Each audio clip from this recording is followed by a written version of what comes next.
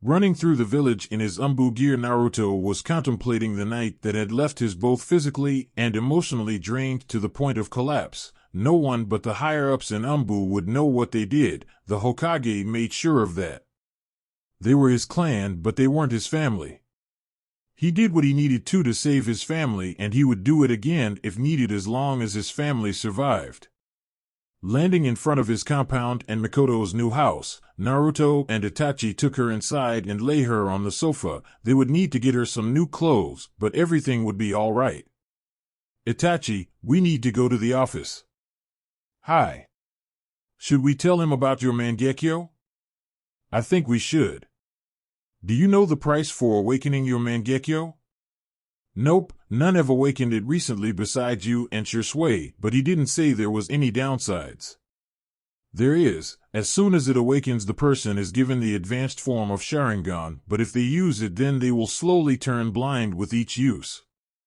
Well, that sucks, Itachi said with an uncommon frown. It does, but there is a way around it. That is? If a pair of brothers both awaken the Mangekyo Sharingan and swap eyes, then they form the final and most powerful level known as the Eternal Mangekyo Sharingan, which prevents blindness and also lowers the chakra consumption rate. Is that why you didn't stop me from awakening it? That's correct. I felt we could better protect our family if we both had this, but I don't want to make this feel as if I manipulated you. You would have awoken it anyway if you'd done the mission by yourself. He nodded before sunshining to the Hokage's tower and entering the Hokage's office to find Hiruzen Sarutobi, the two elders, and a certain warhawk. Naruto followed closely behind in his uniform with his mask on, hiding his face. The elders eyed him warily, not knowing who he is or if they should trust him. Report. Mission success. We sealed the bodies of the clan away so no one could steal their eyes, and everyone was taken out save for Sasuke. Good, good, he said, eyeing Danzo, who was frowning at the moment. Sir, something happened whilst we were completing the mission. Everyone raised an eyebrow at that. What could have happened? The mission seemed like it was set up perfectly. What? A group of 5 nin in umbu gear wearing blank masks tried to steal the Sharingans from the bodies before we sealed them. We subdued them and they are currently in the TNI department getting a once-over, but it appears there is a seal in place to stop them talking. Danzo's one eye widened. He had ordered no such mission to go ahead yet. It was meant to be later after everything died down a bit. He could practically feel the smugness coming off of Sarutobi and the umbu, both in front of him and hidden. This led him to a conclusion. He had been set up like he was trying to get Itachi set up. Despite everything that was going to happen and all the time spent getting his plans ready to take over from the Hokage, he had to admit, he had been played quite well, and whosoever planned this had been made quite quickly, and he respected the fact that he was outplayed. He would have to run from Konoha, leaving behind everything that he had worked for. Danzo was livid. He decided that he had to leave now and told the Hokage that he had to get ready for the council meeting, which was a load of horse shit, but it got him out of there.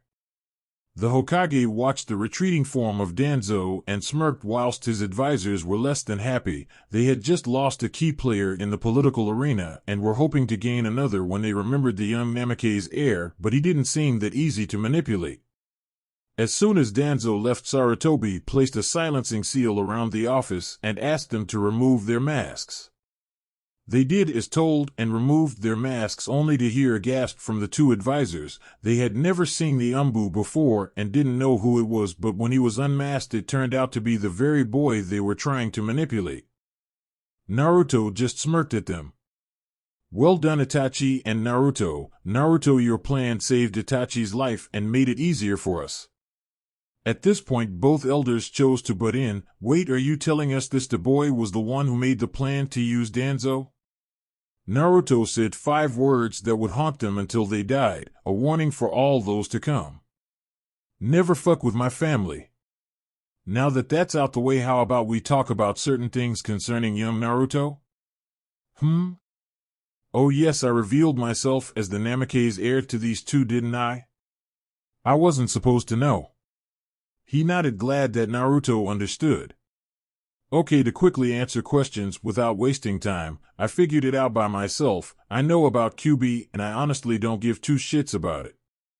Now two things are going to happen. One, you're not going to tell anyone I know about my heritage, and two, you will cease all your backstabbing attempts to get me as a weapon for Konoha.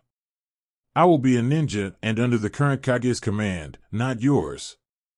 They both just nodded dumbly. They had been outplayed by an 8-year-old boy. What was this world coming to? It's currently 5 in the morning. Me and Itachi have both been up for a day and a half planning how to deal with the coup when we were actually doing the fighting, so I'm going home to sleep. Itachi, you are coming with me. Sasuke is in the hospital, so there is no need for you to go home just yet with all the blood everywhere. Thank you. He just nodded and they both left the Hokage and his advisors in the office. I hope you two realize how much you have fucked up when it comes to that boy. Sorry, Tobi, we did what was best for the village. Fools, the both of you. If he ever turned on the village, he could have killed us all by simply releasing the QB, not to mention he is a civilian. He could leave and take his clan with him, which would not only weaken Konoha, but Konoha's economy as well due to the amount of buildings his family owns. It was at this precise moment they both realized just who they have been trying to screw over. He was literally royalty to the village, even if they didn't know it. Magical ninja time skip, 1 week. It had been a week since the massacre. Sasuke stayed in hospital for 2 days for mental stress, as they put it, but in reality it was a favor from the Hokage, allowing Itachi time with Naruto and his mother to overcome the issues that the night of sweat, blood, and tears and presented. The compound was cleared of blood quite quickly, and although both Itachi and Naruto tried to kill the traitors in such a way that they could not feel the pain, there had been a lot of blood in and around the compound. The scroll with the bodies of each Uchiha man, woman, and child was given and handled by the Hokage and no one else. Itachi and Sasuke were the only official Uchiha left in the world. Obviously, Naruto's secret just got that much more secret. If the villagers found out he had a fully matured Sharingan before he was ready, then they would force him into a breeding program. Itachi was too powerful for such a program, and Sasuke was too influential at the moment, already being labeled as a prodigy amongst prodigies. The civilian council called him, not even a week after the death of his clan. Have they no shame? He had done nothing to warrant such a title, but since he was one of the last Uchiha, they felt it was warranted to keep him in the village and content with his life. Mikoto woke up 7 hours after the massacre. She was in a panic as soon as she woke up, but soon settled down, realizing it was her son's and now her house. She quickly went looking for her children and found them both asleep on the sofa in the living room, still in their gear, with them leaning against one another for support. Her heart wrenched at the sight, and she knew that life may be tough in the future, but it was worth it.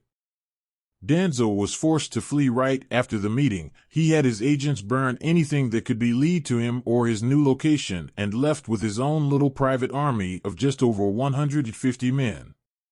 Everyone easily believed that he was responsible for the massacre. After all, he was known as a warhawk who tried to gain power whenever he could, but he was so skilled at hiding that no one ever found proof. He was labeled as an S-class missing nin who was to be killed on sight.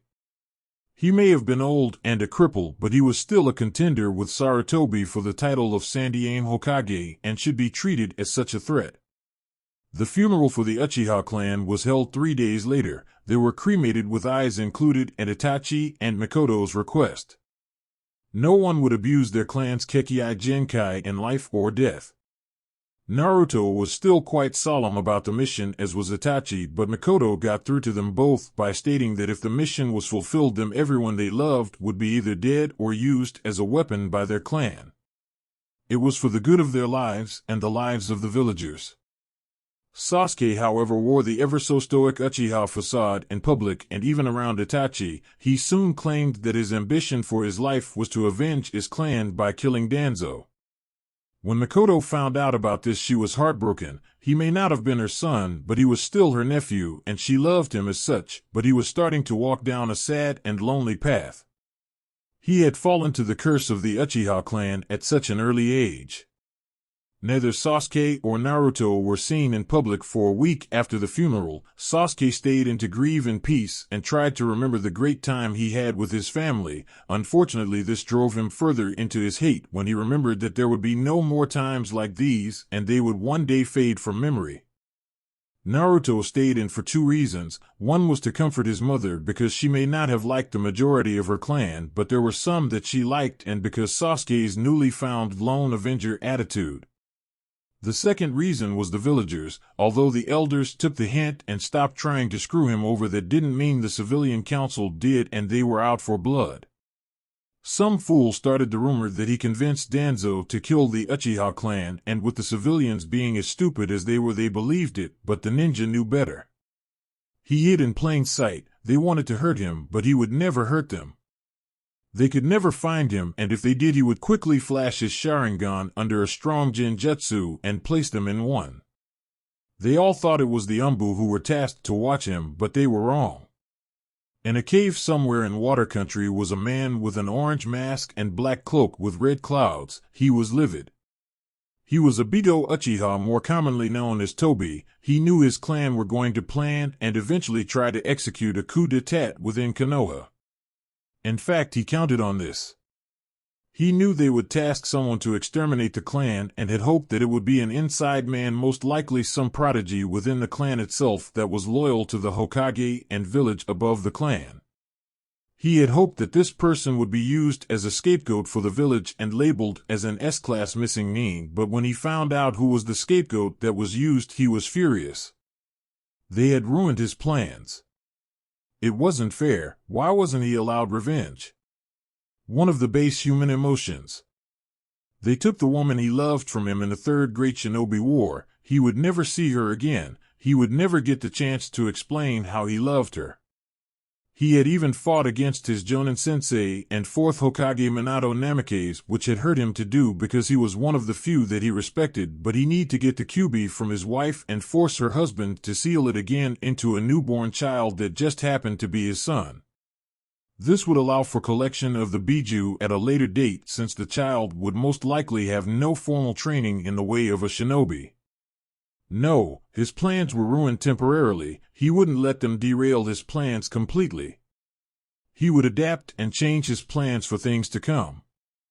The Jubi would be revived, if only to be sealed inside himself, thus allowing him to gain the dojutsu of the Sage of the Six Paths. People speculated that it was a side effect of the beast being sealed inside of him. The dojutsu of the Sage, the Rinnegan, was said to have control over life and death. He would bring his beloved back at all costs. None knew he was alive, and all that did thought he was Madara Uchiha. What fools!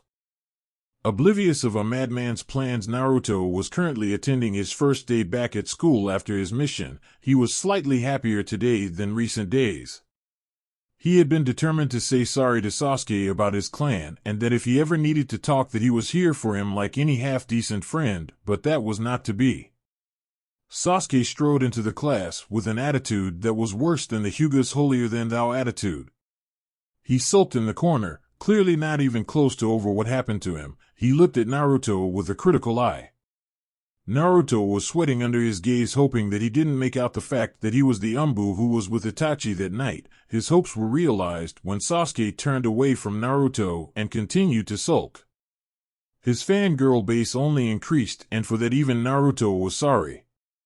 He had heard from Itachi how Sasuke was and felt quite bad for doing what needed done, but he reminded himself that they were going to hurt his loved ones and Itachi was going to be used and thrown away by this village like a used tissue. He would steer clear of Sasuke if only to keep his sanity intact from his constant moaning and emo-ness. Haruno Sakura and Yamanaka Ino walked into class screeching about their Sasuke-kun and asking him how he was after his clan was massacred. Funnily enough, this only served to make his sulk more, stupid girls reminding him of what he lost. It was going to be a long 4 years until he was able to graduate. Magical ninja time skip, 4 years, laughing face. It had been 4 long years since the massacre. Sasuke Uchiha was the village's new golden boy. They tried everything to keep him happy and content so he didn't defect to another village, from letting him have a personal trainer before he was even a genin to allowing him to have a few low-ranking ninjutsu so he wouldn't hurt himself. The civilian council were throwing marriage proposals at both him and Itachi. Itachi shut them down right away before they could even get started, stating that if the Uchiha clan was to continue, it would be with someone they loved and not forced. That didn't stop Sasuke's fangirls from nearly raping him on multiple occasions. Mikoto grew older, but she was still content. She didn't need a lover so much as long as she had her family. She was happy with her life out of the Uchiha clan. She rarely left her home because she felt that she had all she needed, but when she did, it was for groceries under a few ninjutsu hinge that a dojutsu couldn't detect. She still didn't stop worrying about her nephew. She asked about him a lot, and she got Naruto and Itachi to keep an eye on him. He had asked that Itachi train him when he was younger. He didn't like the answer he got. Itachi stated that as long as he wanted revenge against Danzo, that he would never train him because he was fighting for the wrong reasons. This made him angry, and he moaned to the civilian council about it. In fact, they called him for a meeting with the council and asked him why he refused to train his brother. He responded by saying, "This is clan business, stay out of it." Of course, they hated him for this response. They thought he was jealous because they labeled an average ninja a prodigy that was to surpass Itachi. What a joke. Itachi had resigned from Umbu 2 years after the massacre. He felt that he had given enough for his village and wanted more time for his family.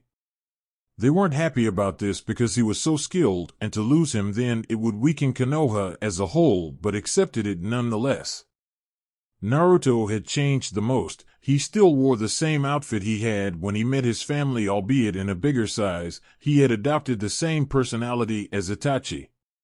He was cold and calculating in public and with people he didn't like and or know, but with people he liked and his family or those he loved, he was a kind and gentle man who would do anything to protect them. He and Kurenai grew closer due to their love of Genjutsu, and when he turned 12, he actually asked her out on a date. She said when he made Chunin she would go. This obviously spurred him on in training, as it was no secret to his family, Hokage, Kakashi, Genma, and Yugao, that he had a crush the size of the Hokage mountain on her, but he was quite mature for his age, which led them to believe that when he did become a Chunin they would try it out for a while and see where it leads. He continued his Genjutsu training, creating new Genjutsu and recreating some others have made that can only be cast with a dojutsu. Amongst the small group of ninja that knew about him, he was quite popular and respected as a person who enjoyed messing with someone's head. If he was having a spar with someone, he would use Genjutsu to make you think he was doing one thing and do another, or make you see things that weren't really there. He had once been asked by the Hokage to interrogate someone with his Genjutsu, so Ibiki and Anko were added to his little group of people that knew he wasn't a fool. This person was a rogue ninja who tried to assassinate someone important within Konoha, and after 20 minutes he was crying like a baby from continuous Genjutsu that slowed down time for the user and subject, but increased the pain reception of the subject. He told them everything in order to stop this little kid. He learned his father's taijutsu style at age 8, not 3 months after the massacre, because he felt that it was nice to have a different style to fall back on when against an opponent that his style wouldn't work with. He took to his father's style like a fish to water. He felt more comfortable with it, and it was easier to use with his type of body. This soon became his primary style, but he felt that it could be improved. Like everything else his father made, it was a style that wasn't complete. He never had time to finish it. Naruto felt the best way to finish this style was to add another style to it and combine them to create an ultimate style that would devastate enemies using his fast movements and precise punches and kicks. He didn't know which style to add to this until one day at the academy he was watching a girl with pale eyes spar. She hit some places along the target's arm and they couldn't mold chakra anymore. He was ecstatic about adding this to his style. Upon asking his mother and brother what style this was, he found it was a clan style from the Hyuga clan that used their Kekkei Genkai, so he couldn't use it, but soon found a way around this little problem. His Sharingan allowed him to see chakra and could see how they introduced it to the body at vital points such as organs. He reconstructed this and found out it was about timing and chakra control. When the user touches the target's skin, they release the chakra through the points at the end of the fingers. He was going to do this, except he was going to use it on a wide scale for a whole fist or foot. He studied the human body for 2 months to find out where the weakest joints were and the easiest and most deadly organs to injure were, then spent another year perfecting it with his Kage Bunshin. By his 10th birthday he had finished the style and wrote it down in a scroll that he placed in his family vault. The style was deadly, and he named it after the base style of his father that he completed. Hummingbird. He called it Hummingbird because it relied on fast movements, but also to be able to turn at a second's notice like the hummingbird.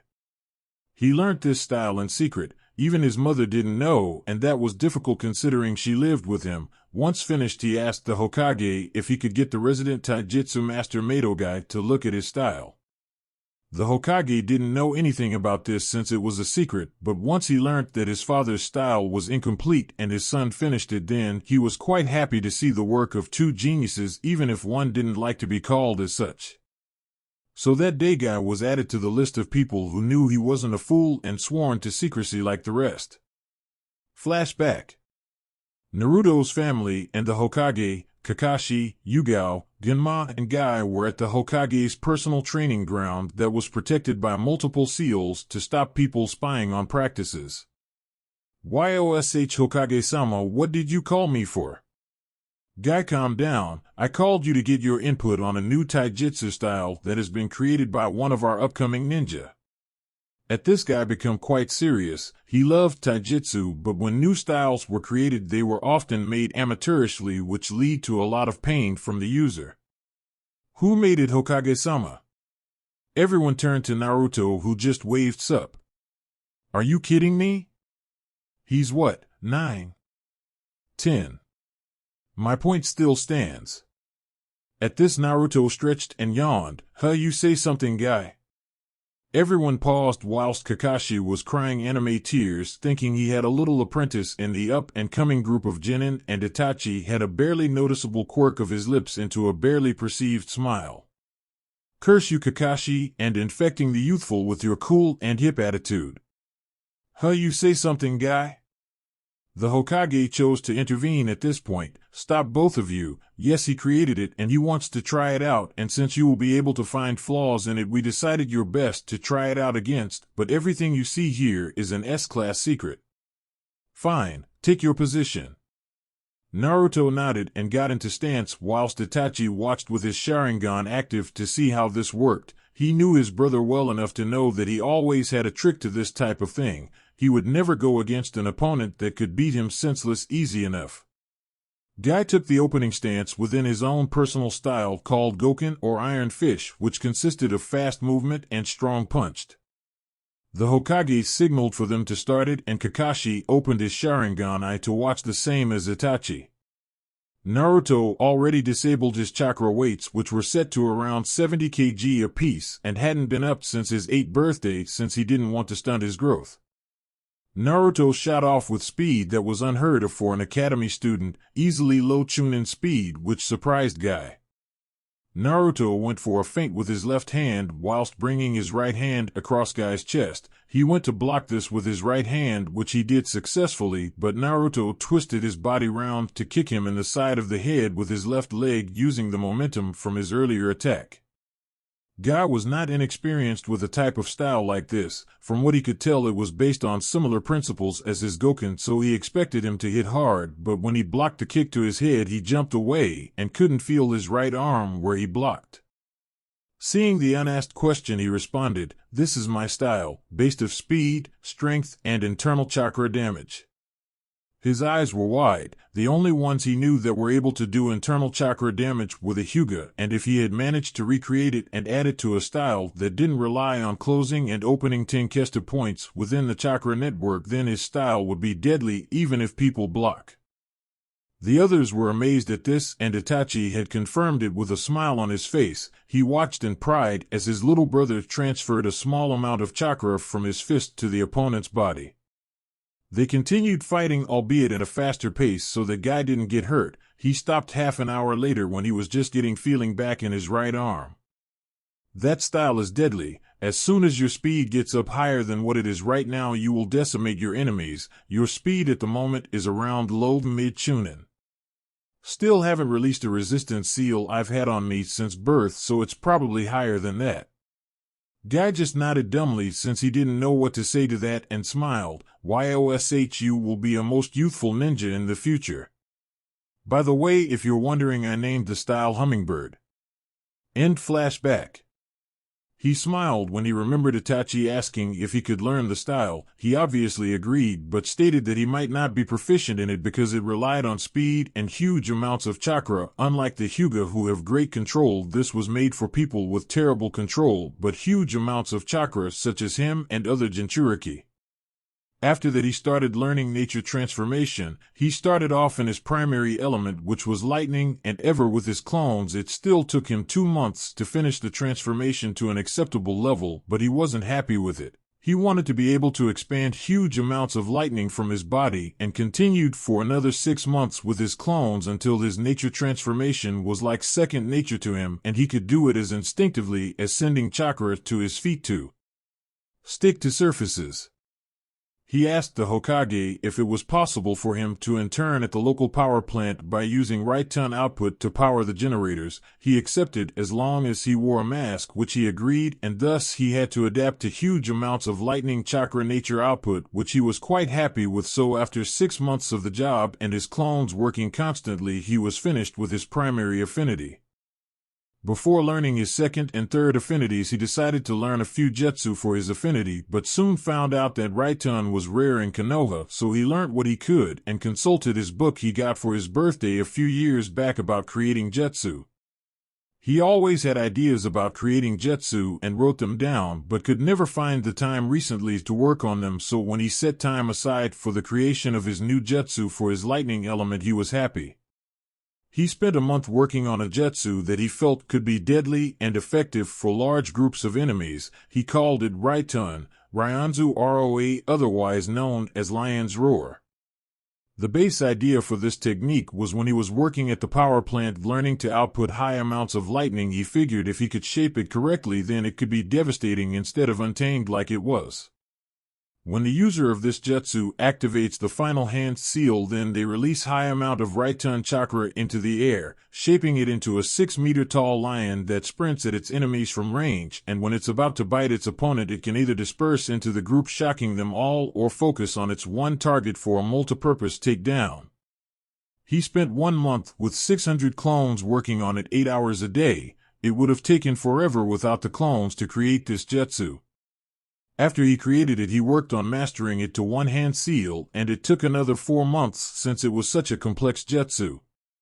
He's shown it to the Hokage at one point, and it was labeled a Genjutsu due to the amount of chakra output needed and the damage it could do to allies. This didn't stop Naruto mastering it though. It was his first actual jutsu creation. Sure, he made some Genjutsu before, but this was special. He spent the rest of his academy days working on jutsu theory, and came up with one that was going to take forever to work, but if it did, then it would be an army killer. This leads us up to today. When he arrived at the academy for the graduation test, he scoffed such a poor excuse for a test.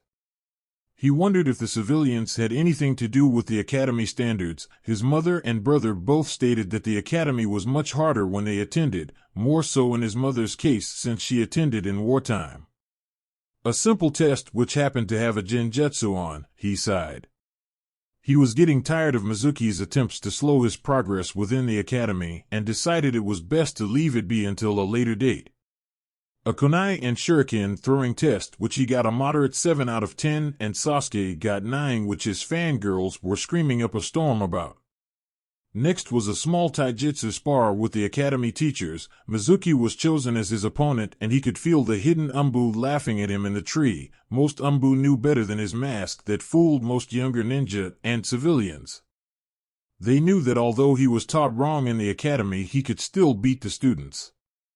He felt it was time for a lesson in humility for Mizuki, and smirked towards the hidden Umbu, who just shook his head.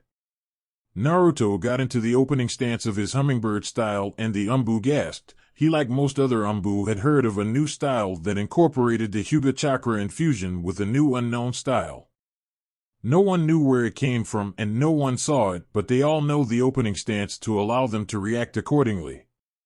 Itachi was watching from a roof opposite with a smile on his face. His little brother had informed him of Mizuki's constant annoyances and told the Hokage, but he just told him to deal with it. Apparently Naruto was about to.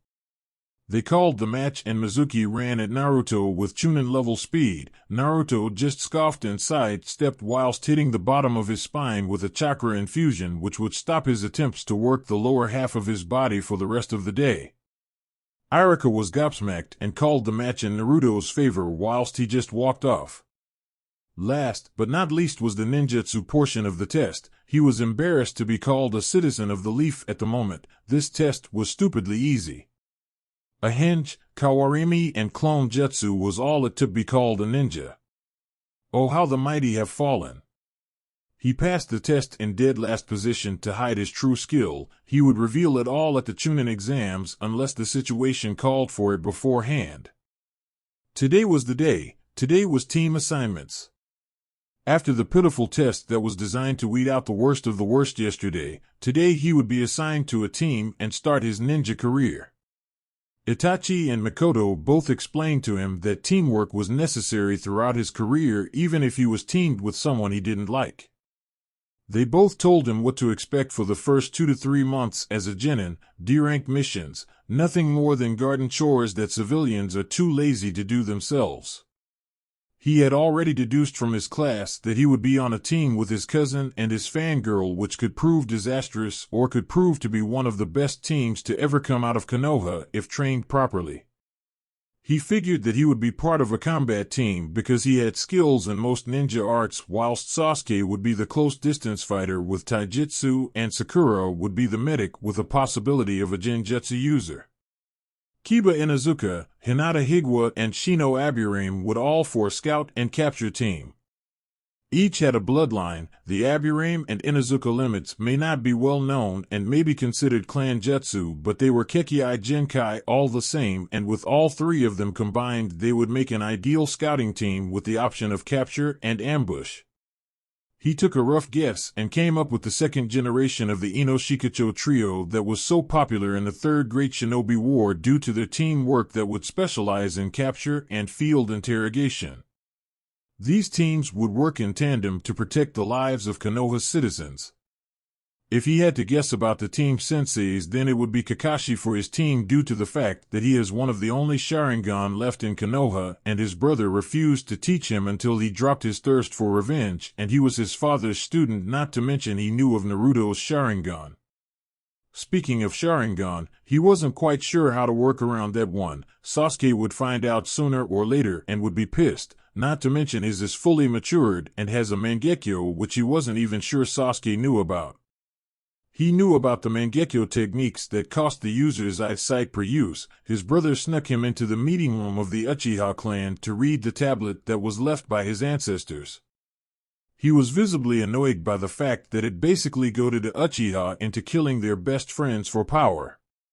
He had used each technique once just to see how to use them and was already starting to get annoyed with his eyesight. It appeared that the techniques deteriorated the eyes faster than anybody realized.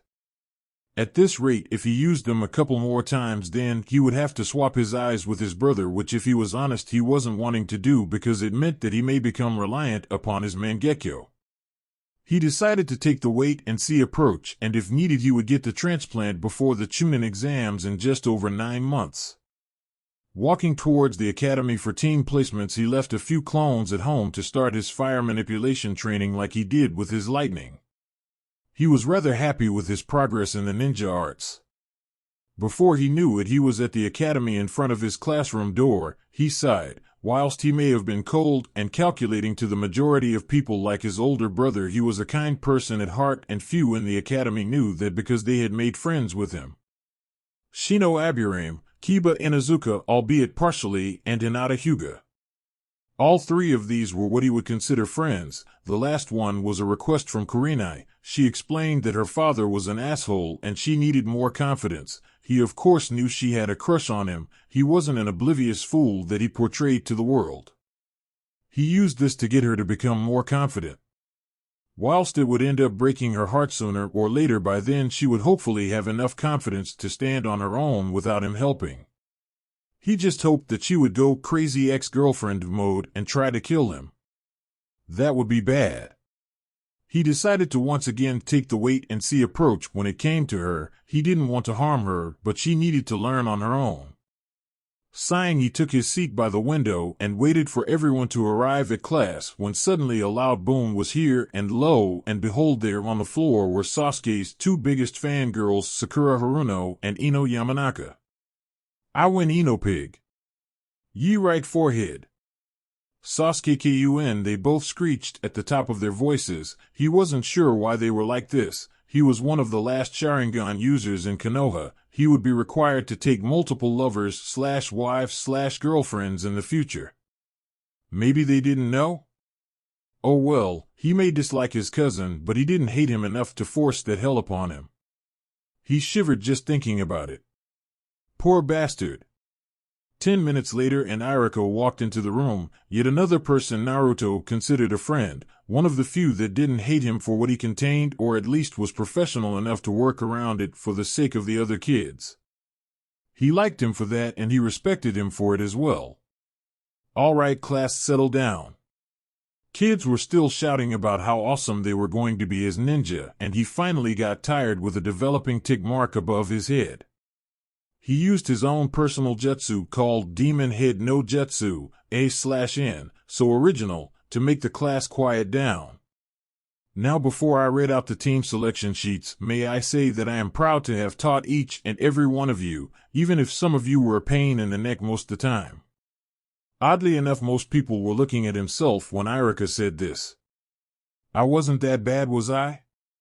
Continuing on, Teams 1 through 6 are still in rotation from last year. Team 7 is Naruto Uzumaki, Sasuke Uchiha, and Sakura Haruno. Sakura screamed about true love conquering all or something, whilst Naruto was repeatedly banging his head on the desk whilst saying "Why me Gigi?" Is this payback for teaching Konohamaru that jutsu? I said I'm sorry, as he cried anime tears of pain. Little did he know, though, that all the Jonin senseis were in the Hokage's office with the old man and his crystal ball that he uses to spy on his villagers to make sure they aren't doing anything bad. Kakashi smirked at Naruto's antics. Ugh, Hokage-sama, what jutsu is he talking about? Kurenai asked, actually concerned about his grandson. Oh, nothing that you need to know, Kurenai. You would most definitely kill him, and from what I understand he gets on quite well with you, am I right? So no need to tell you, he winked at her. Kakashi, you're going to have your hands full this year. If they pass. I'm feeling good about my team this year, Suma. Back in the classroom, Naruto was finished banging his head repeatedly and getting his sympathy pats on the back from his friends when Irika carried on. Team 8 is Hinata Hyuga, Shino Aburame, and Kiba Inazuka. Naruto sighed, that wouldn't be a bad team to work with. Team 9 is still in rotation from last year, and Team 10 is Ino Yamanaka, Shikamaru Nara, and Choji Akimichi. Wait here until your senseis come. With that, he disappeared in a shunshin. In the office, the Jonin were getting ready to depart when Kakashi sat down on the chair and started reading his book. Kurenai smacked him on the head. You better not turn Naruto into a pervert, or so God help me. Isn't he a bit young for you, Kurenai? What? I mean, isn't he a bit young to be your boyfriend? She was spluttering whilst Asuma and Hiruzen watched on in amusement. Truth be told, she and Asuma had a few dates here and there, but it led nowhere, and she was getting tired of it. She had agreed to have a date with Naruto when he was a chunin because he was kind and generous, but she liked the fact that he would go out of his way to help someone precious to him. He's not my boyfriend, said a red-faced Kurenai. Yet? She didn't even dignify that with a response and shunshin to the class to get her team, whilst Kakashi and Asuma burst out laughing. She is going to kill me one day, isn't she? Yep. And if she doesn't, Naruto will beat me up because I'm being mean to her, right? Yep. Am I screwed? Yep. Oh well, I suppose it's time to get lost on the road to life. He disappeared in a standard leaf shunshin only to reappear 3 hours later in the classroom. Yo! You're late. The pink-haired thing known as Sakura shouted. I wasn't told what time to arrive at, so how could I be late? She just shut up at that. Meet me on the roof in 5 minutes. He shunshined to the roof and waited. As soon as Naruto's 2 teammates were out the door, he vanished in a flock of crows only to reappear on the roof with Kakashi watching in amusement. So you know Itachi's crow shunshin? Naruto snorted. Who do you think taught it to him? What do you mean? Asked Kakashi, generally surprised. He thought Itachi made it since he was rather famous for it. Who do you think taught him it? It is Genjutsu with Shunshin no Jutsu. I taught him how to do them together. Before he could respond, Dumb and Dumber walked through the door to the roof. Okay, tell me about yourselves. What do you mean, sensei? Asked the so-called smartest girl in the new generation. They were doomed. Kakashi just flipped a page in his book and looked up. Huh, you say something? Sakura and Sasuke's face faltered whilst Naruto was laughing up a storm inside. He always liked how Kakashi could rile up anyone by doing nothing.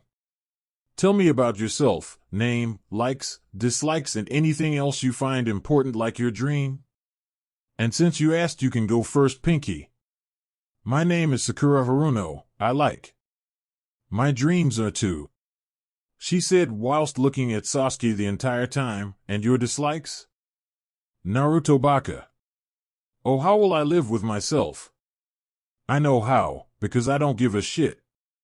Sakura just glared at him whilst Kakashi just smiled at him. Broody MC Brooder. Sasuke Uchiha, no likes and I dislike everything. My dream, no, my ambition is to kill Danzo for what he did to my clan and surpass my brother. Naruto and Kakashi just sighed, expecting as much, but were quite surprised at the last bit, especially Naruto, because his brother hadn't informed him of his brother's dream to beat him.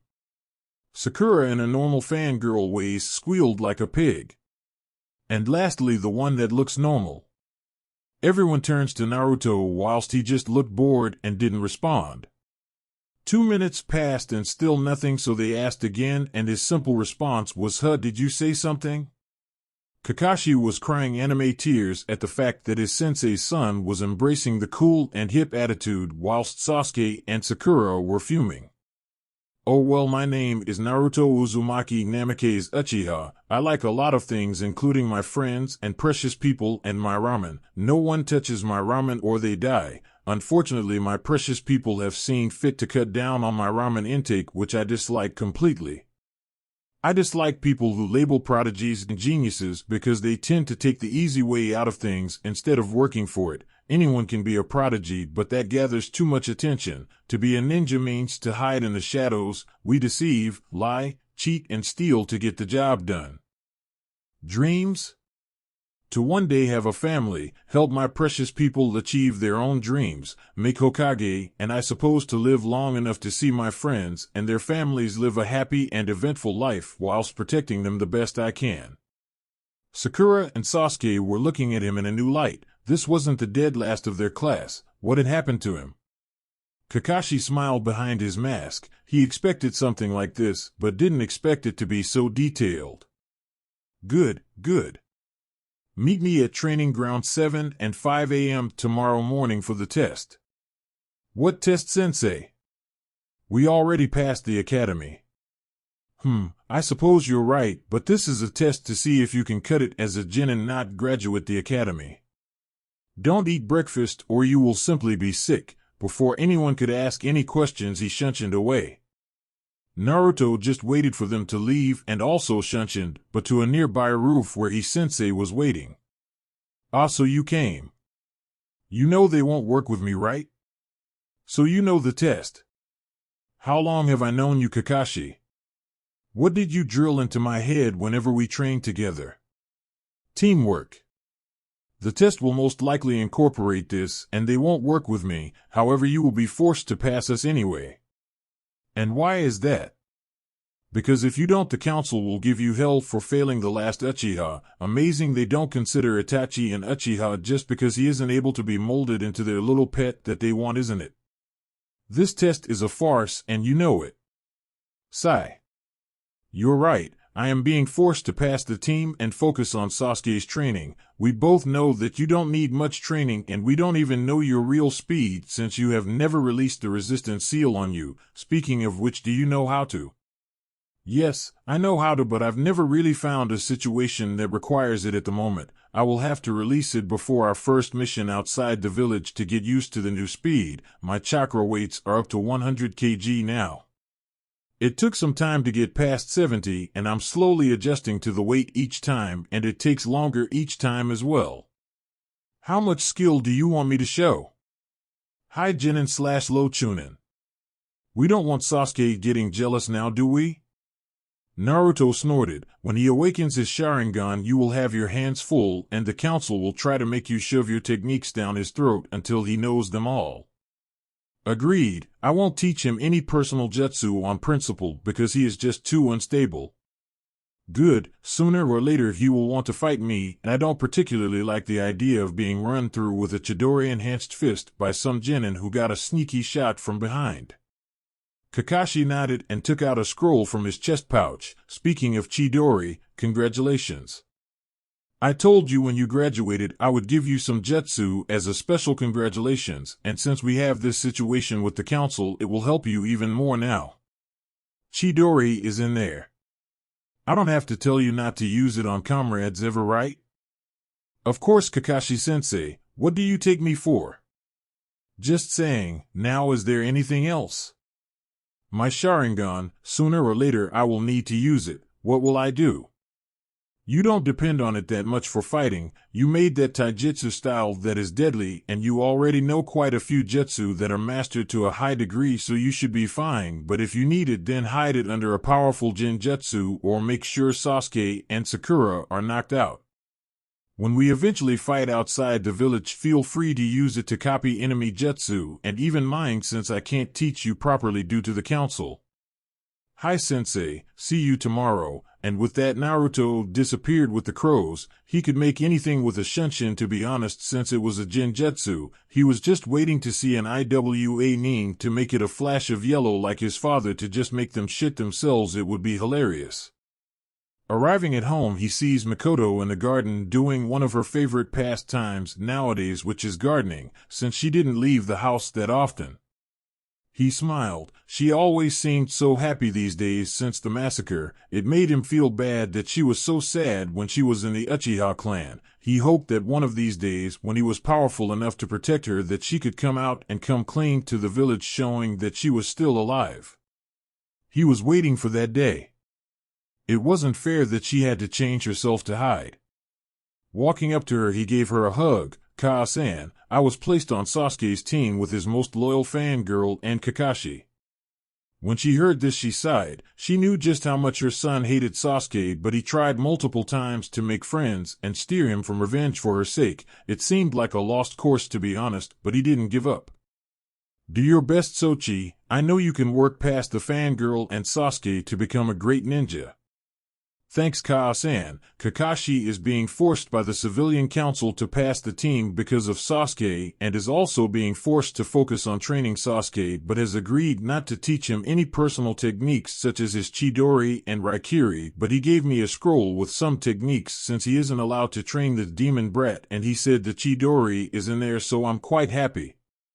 She smiled. Kakashi was always a good person, and even though he wasn't allowed to train him personally like he wanted because it would pay back his debt that he felt he owed to not only Obito but also his sensei, he still gave him some stuff to help train even if it was in secret. That old monkey probably knew he would do this, so he assigned him for this reason and more. I've agreed to only show high Genin / low Chunin skills until the Chunin exams, and only use my Sharingan under a high-level Genjutsu or if Sasuke and his fangirl are knocked out. Good. You look tired, Sochi. Why don't you go lay down whilst I make some dinner for us and Itachi? Hi, Ka-san, arigato. That was another thing. Since Itachi refused to train his cousin, Sasuke practically said he didn't want anything to do with Itachi. This actually hurt Itachi pretty badly, and the civilian council seemed to forget that Itachi was heir and now clan head and not Sasuke. So at least 4 times a week Itachi would come over for dinner with his mother and brother. Sasuke lived in his own apartment that was paid for by Itachi with the clan funds. He may not act like his little brother that Itachi knew and loved, but he was still family.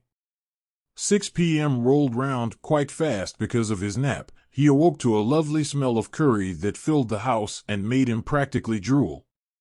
He walked towards the kitchen rubbing his eyes and found Itachi at the table and Mikoto at the stove. Itachi was the first to notice him and smiled at him. "Hello Ni-san, Ka-san. Something smells good." That would be Ka-san's cooking otudo. He smiled and sat at the table. "Did Ka-san tell you about my team?" "Yes, she did. I know you don't like Sasuke, but please look out for him out on missions. Of course, he may be a douche, but he is family even if he doesn't know it." Itachi smiled. "If you pass tomorrow, then I will let you finally sign your contract from your father and enter the library, but no learning more than one thing at a time and no taking things out of the estate." He grinned and nodded furiously. He had been waiting to get into the library for 8 years now since he first saw it when he was 5. After dinner with his mother and brother, it was getting pretty late, and he wanted tomorrow to come earlier so he could leave a clone or 2 to explore the library in his stead, looking for his father's legendary scrolls for the Hiraishin and Rasengan, and went to bed ready for tomorrow. He was going to have a little fun with his sensei. Tomorrow came fast enough. He was pretty worn out recently from acting like the idiot. It was stressful to act stupid when you were quite smart, watching every word you say in case you say something that was above your supposed level. He woke up and went through the normal routine of 1 hour training, then shower and breakfast, not to mention speaking to his mother. His brother would always leave to sleep at the Uchiha compound, and he hated it. It felt like his family was split apart, and he traced the split back to the civilian council. He would need to fix this now that he was a ninja. He walked towards the training grounds where his team would meet and looked at the time. He was 3 hours late, but he didn't care. The chances were that Kakashi wasn't even there yet and wouldn't be for at least another half hour. He could see Sasuke and Sakura in the distance doing nothing but sitting down by a set of 3 wooden posts. He sighed. Ninja are proactive. If their sensei was late, then they should trust in the fact that he was late for a reason and start their own training to be ready for when the sensei arrived. He decided to skip them and stealthily go sit in a tree and relax. He liked sitting in trees when the sun shone just right through the leaves. It was a beautiful feeling and sight. It always relaxed him. Half an hour later, as predicted, Kakashi shunched into the clearing to see 2 of his team and noticed the third in a tree about 5 meters away. Ignoring the banshee scream, he just smiled. "All right, test time. Sensei Naruto Baka is missing."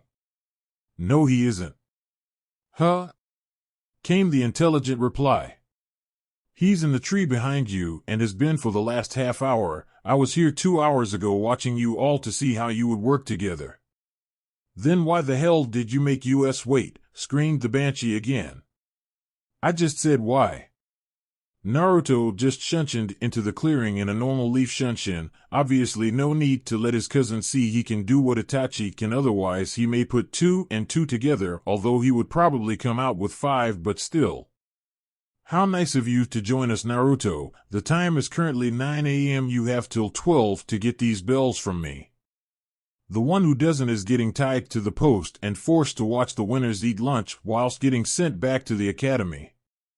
So that is why he didn't want us to eat, thought Sasuke and Sakura at the same time. Idiots, it wasn't an order, thought Naruto. I wonder if the new Ika is out yet, came the obvious thoughts of Kakashi. He took out a timer from inside a scroll and placed it on the log. Go. A simple command, yet only 2 followed it. Naruto waited in the clearing smiling at his sensei. Well, aren't you an odd one? It's too boring to be normal, don't you agree, sensei? Too true, but there are limits, unlike Guy and Guy Jr. Both shared a shiver at the thought of the green spandex-wearing duo. So what are you going to do? Wait until you knock them both the fuck out and then have some fun. Kakashi smiled. He hadn't fought Naruto since he was younger and was sure that he became more powerful in the recent years, so he quickly went away and found Sakura. He was completely annoyed by her for a simple reason.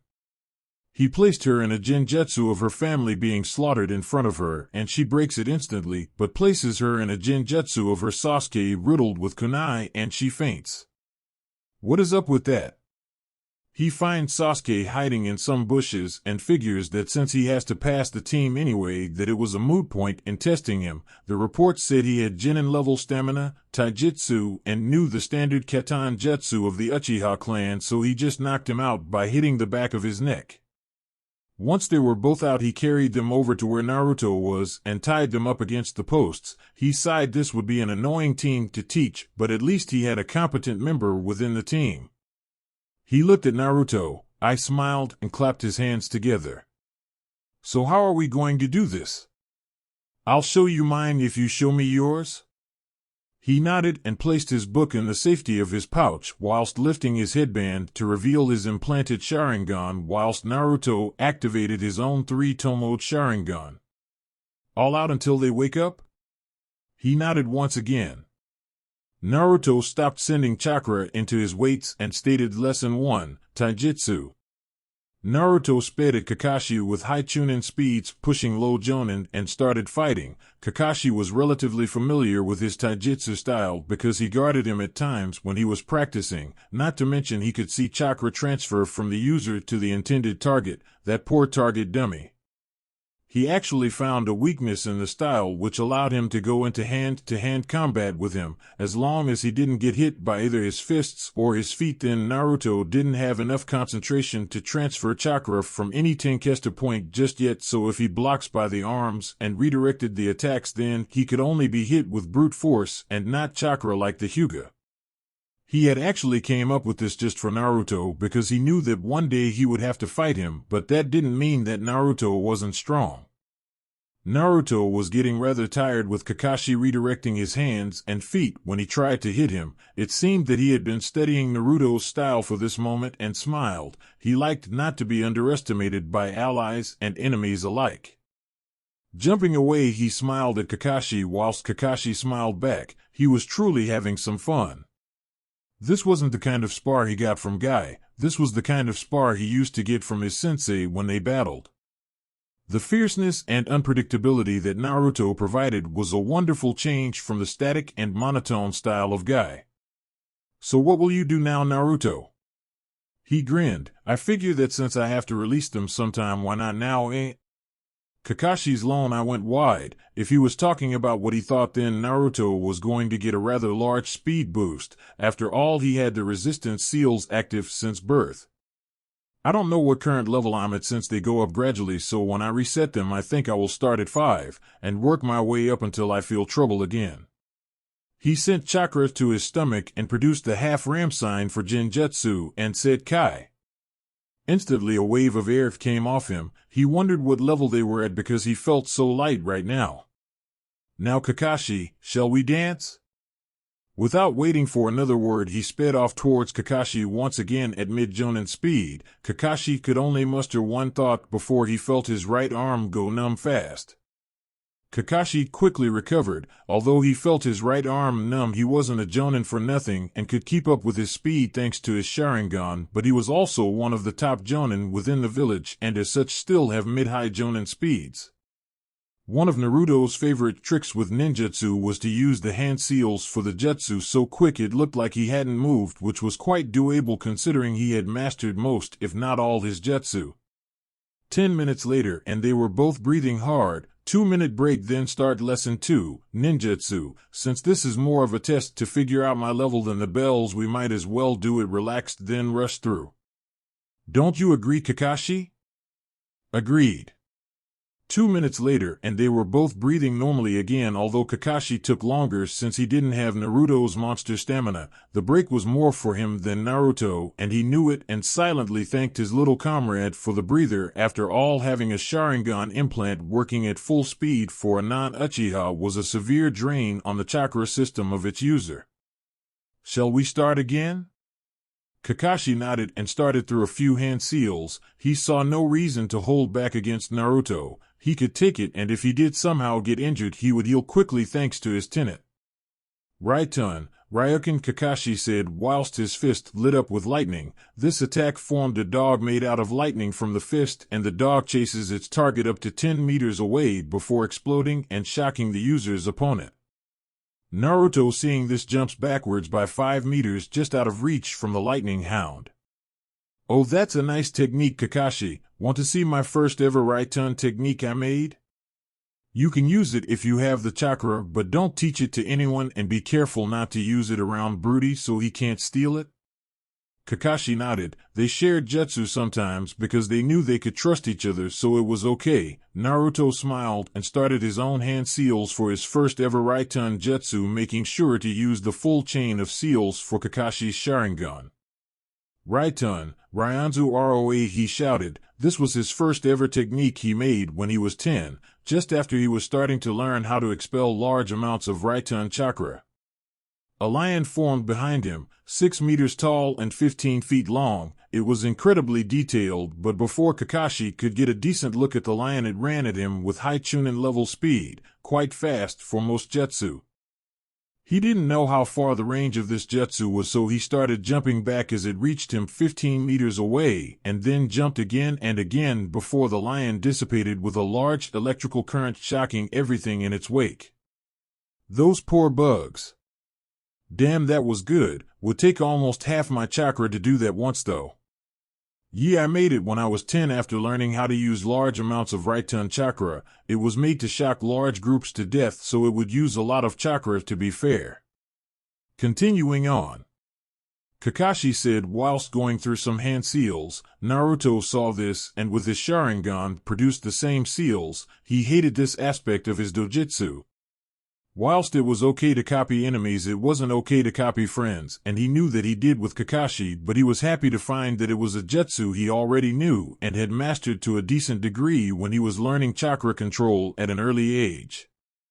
Keton, Gokakyu no Jutsu both shouted and launched equally sized fireballs at each other before jumping out of the way and landing in a clearing. He couldn't see Kakashi anywhere, and something felt off about this. He felt the ground rumble and knew it was one of Kakashi's favorite earth jutsu, since he had been subjected to this little useful jutsu enough when he sparred Itachi, so he listened to his instincts and jumped out of the way. Kakashi appeared out of the ground and looked at Naruto, panting a little bit. He was getting tired. He wasn't an Uchiha, and Obishio's eye was using a lot of chakra to maintain. Naruto saw this and smiled. "Kakashi, we both know you are getting tired, so how about we skip to lesson 3? I've shown enough competence with ninjutsu for you to rate my progress." "Agreed, although I might need some help getting to the office after." "Okay, then lesson 3, Genjutsu, Ninpu, Kimono no Shinenryu." Kakashi was instantly frozen. He remembered this genjutsu from a couple years ago, and whilst he hated to admit it, this genjutsu was probably one of the best anyone would ever make, but it could only be utilized properly by anyone with Kage-level reserves or someone with Sannin-level chakra control and high Jonin reserves.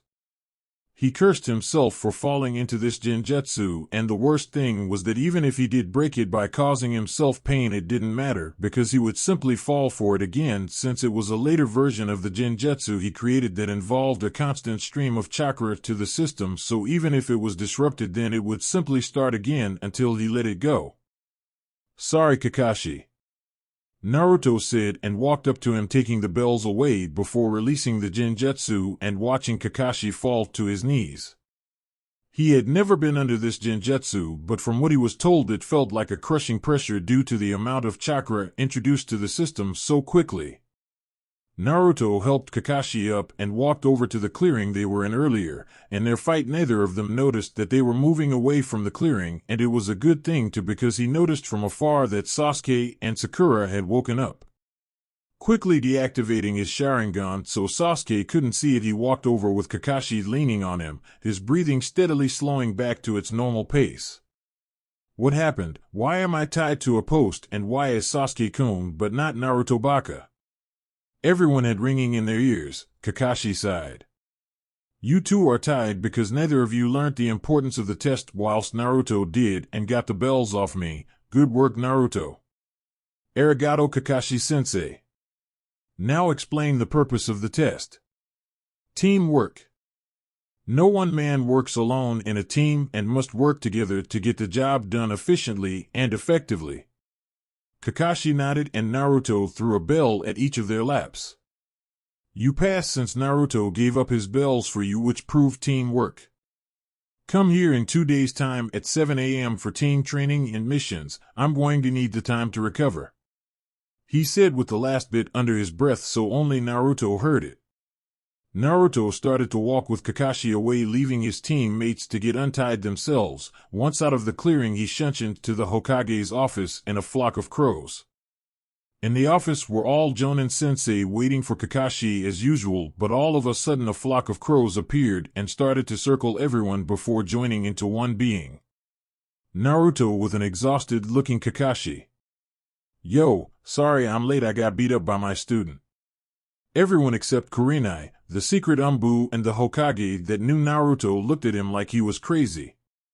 Well, I'll just wait here since I will take him to the hospital afterwards, Naruto said. Kakashi and the Hokage both nodded in acceptance. Kurenai went first, Team 8 pass. Hinata Hyuga needs a major confidence boost but is skilled just too shy to actually inflict damage to an opponent, most likely due to the fact that the main house practice on the branch and she doesn't like hurting them, so it's probably force of habit by now. Kiba is a goddamn pervert. He thinks that because he is a clan heir that he is the alpha dog of the team when the other two are just as good if not better. He needs to calm down and get his hormones under control. I swear if I catch him looking at my ass once more I will put him under a Genjutsu, she said, and no one but her, the Hokage and Kakashi heard a small growl come from Naruto. She smiled at him. Although they weren't dating, she did like the fact that he was protective of her. Shino is most likely going to be the captain of the team. He is logical like all Aburame and quite skilled in his clan jutsu, although I will need to up his training for endurance, speed, and taijutsu since his clan are mostly long-range fighters. The Hokage nodded at that. It was a decent team and fairly laid out, although Kiba worried him a little bit since something may happen on missions. Guess it's my turn, said a rather tall man in the standard Jonin uniform, but with a sachet around his waist with the kanji for fire on it. He had black spiky hair and a pointy black beard. He was Asuma Sarutobi, the son of the third Hokage. I have the next generation of the Ino Shikacho trio. They pass. Ino is a fangirl of monumental proportion. It's quite sad, but she worked together with Shikamaru and Choji, so she might have some hope, and she is quite proficient in the clan jutsu she knows. She will probably make quite the interrogator when she is older. Shikamaru is the brains of the team. I suspect that he almost qualified as dead last at the academy because he thought it would be too troublesome to pass at a higher ranking. He is a hidden genius in every sense of the word. I think he takes after his father in the thinking department. Choji is the muscle. His strength is easily higher than the rest of the team and his endurance is up there as well, but he needs to work on his speed and genjutsu since his clan is mostly ninjutsu. Once again the Hokage nodded. He saw hope for Ino, and the second Ino Shikacho trio could prove to be extremely helpful assets in the years to come. He turned his head to Kakashi, who was still leaning on Naruto. This would be a headache from the looks of Kakashi. Team 7. Pass, he said with an eye smile. Everyone looked at him shocked. Even if he looked like shit and even if he had Naruto, they hadn't expected him to pass a team.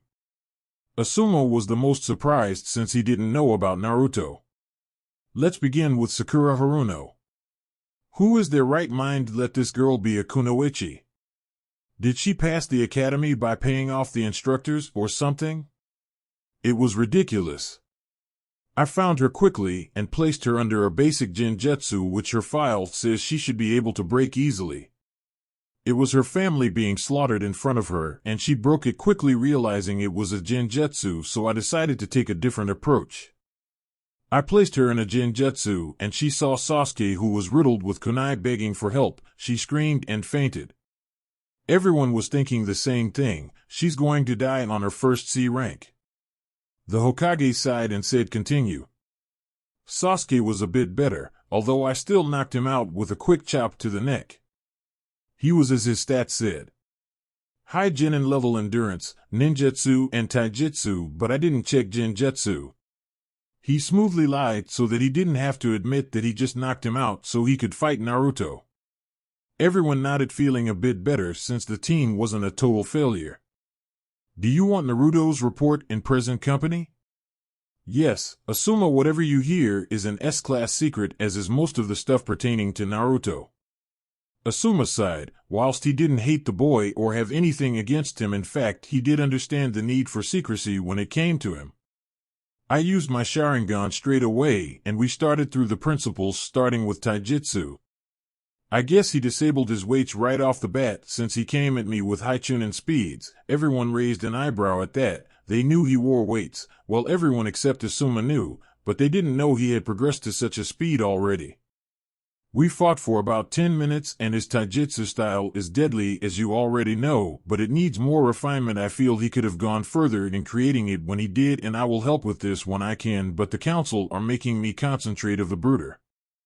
Anyway, after 10 minutes he jumped away and told me he was disabling his resistance seal for the first time in his life. He had never done it before and I was instantly on guard since he would get a huge speed boost, but I didn't think it would be that much. He came at me with mid-jonin speeds, which is really fast, and if I didn't have my Sharingan out he would have done more damage to me.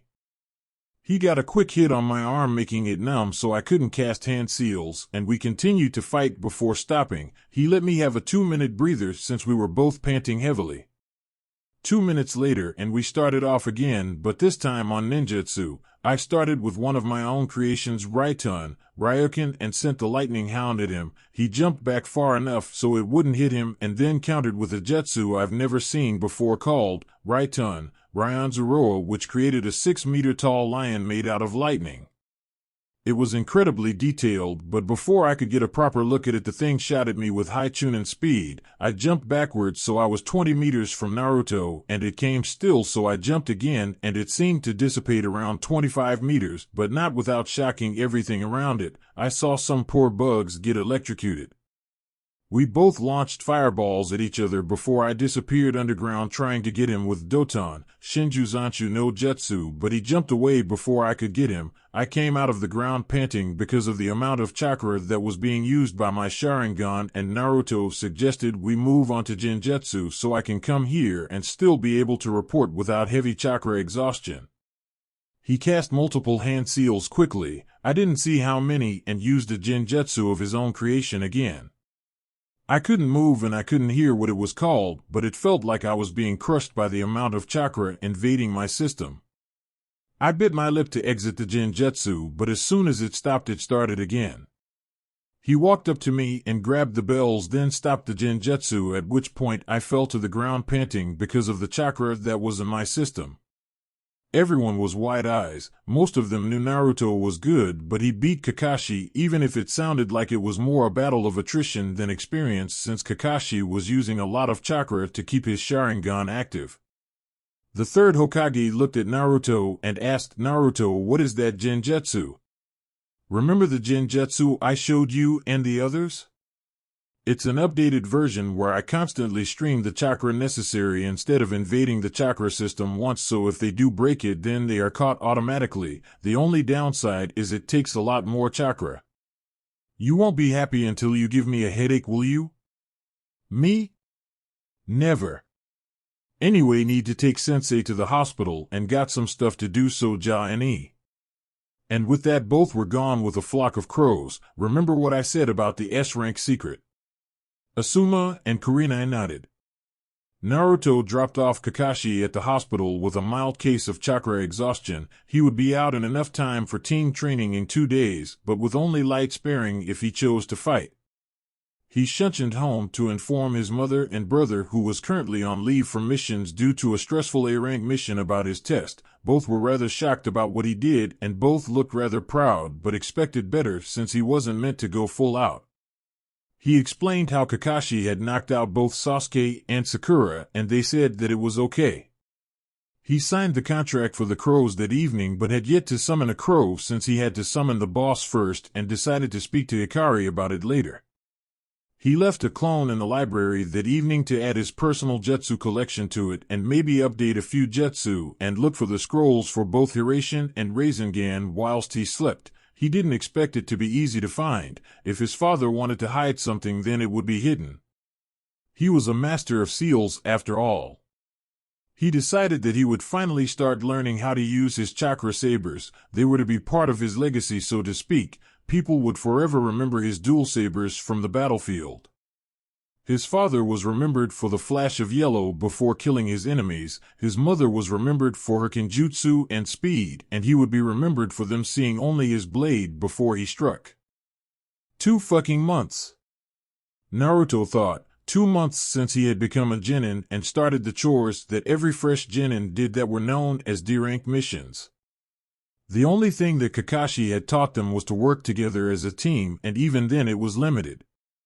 Naruto felt that this team was made for short-term purposes rather than a long-term team such as Kurenai's or Asuma's team. He confided his thoughts in Kakashi only for them to be confirmed. Sasuke Uchiha had no one he could work with effectively from their graduation class, and as such Naruto was placed as a guard, so to speak. He was to protect Sasuke when they went out on missions and hopefully make up for the loss in teamwork. Naruto had other ideas though. He could see the darkness in the picture that was Sasuke Uchiha. He could see that the boy would do anything for power, and he hoped to God that he never found out how to gain the Mangekyo Sharingan or Eternal Mangekyo Sharingan, because there would be hell to pay, mostly because he couldn't obtain the Eternal version due to the fact that Itachi wasn't really his brother. No, Naruto in his own mind was on this squad to prevent Sasuke from absconding the village for power when the time eventually came. He spoke to his brother about the fact that he could see this happening in the future, and Itachi agreed that his foolish cousin would eventually do something like that to gain power. They both hoped that he wouldn't, but what could they do? They had tried time and time again to work with and befriend Sasuke, even though it could cause problems down the line, but he had none of it. They were realists. Nothing had really happened in the last 2 months. Naruto upped his weights on both him and his resistance seal. He found out by trial and error that when the seal was disabled it was originally set to level 6, so he set it to level 7 and added 5 kilograms to each weight. Naruto followed his father in the speed department. He was a demon with speed for his age, and it would only get faster as his body grew. Naruto slowed on his genjutsu training to focus more on taijutsu and learning his new kenjutsu style for his chakra sabers that his mother had made for him before her death. He had asked Mikoto what yuzu metal was, and she explained that it was a rare metal only found on the island where his mother's village was before it was destroyed. The metal itself is almost indestructible without chakra and can be enhanced with both normal type of chakra and elemental chakra such as futon. The style left to Naruto by his mother was a hidden style that was from Whirlpool Village before its downfall. People would kill for this style simply because no one knows much about it, and when you fight with such a style you would have an advantage in surprise, not to mention Whirlpool was famous for its kenjutsu styles amongst other things. It relied on speed like all his other styles, but there was a difference. This style used shallow, easy-to-make cuts and vital points on the body to make the enemy bleed out, so you can understand that when Naruto started to learn this he mostly used Kage Bushin to spar against, or his brother's Doton Bushin, since he was rather well versed in Umbu Kenjutsu. He had signed the summoning contract for the crows the night he passed his Genin test, but had yet to summon anything other than the boss thanks to a little help from Hikari. Flashback 1 month ago. Hikari-chan, you awake? What do you want, Naruto? I was trying to sleep. Sorry, but I was wondering if you mind giving me a boost in chakra to summon the crow boss so I can get his approval? Sure, whatever, just don't die. I knew you worried about me. You warm my heart, Hikari-chan. She blatantly ignored the last comment from Naruto and sent some of her chakra into his system. Behind him was his mother and older brother with the Hokage. They all wanted to see this since they never knew that there was a crow contract. Naruto bit his left thumb whilst wiping the blood on his right palm before going through several hand seals at a fast pace and shouted Kuchios no Jutsu after slamming his hand into the ground.